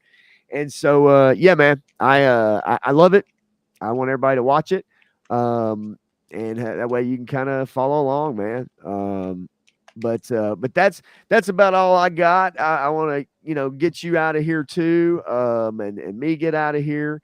I do really appreciate everybody who's popping in and out and staying in the chat and hanging with us, for sure. Matthew, if you want to kind of throw down exactly where to find you again, we'll just put it out there. Yeah, Mamu Nestor, or Mamu's Action Figure Blog on Instagram. I've got 2 channels there. My channel 2 is my backup, and I post it just about every day. Always got new stuff coming out. Got Turtle Tuesdays and Mezco Mondays and Snake Eye Saturdays, and usually a Joe collab on Sundays. I'm gonna miss this one because it's all about the ferret, and I didn't get one of those. But always got interesting pictures coming out. Check them out. They're fun. I love doing them. I love talking pop culture stuff. You'll see me in Nerdrotic streams. You'll see me over here. You see me on Punk with Toys all the time. You'll see me in Action Figs. You see me all around. So that is true. Every time I pop in somewhere, I usually will see you somewhere in there in that point in time. For sure, man. You bounce all over the place, which is awesome. I mean, it's awesome. It's showing support for other people, a lot of people. You can find me obviously here on this channel at Pop Blender. You can find me on Pop Blender on X. You can find me on Instagram at Pop Blender 75 all together. And so next Tuesday we'll be back. We'll be talking about some Cobra Kai, so get ready for that. Pull up some other new news. San Diego Comic-Con, obviously. Tomorrow night I will be on 3 Star Draw's channel, and we will be talking G.I. Joe. It is Christmas in July episode tomorrow at 9 Central or 9 Eastern.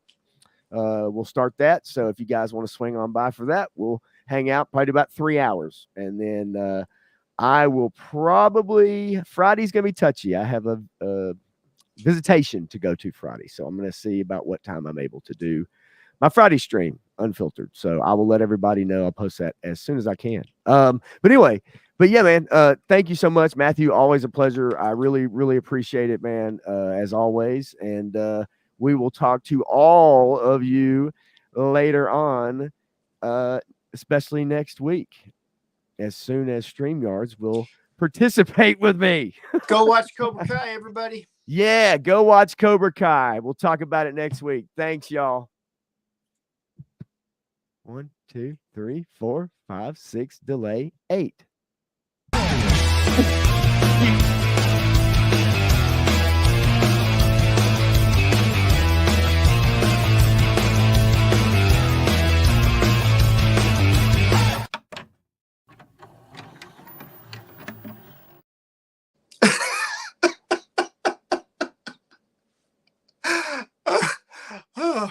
Oh man, that got me going.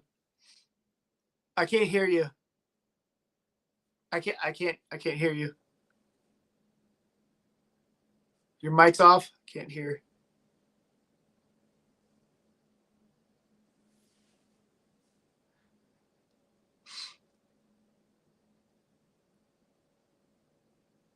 Is it now working?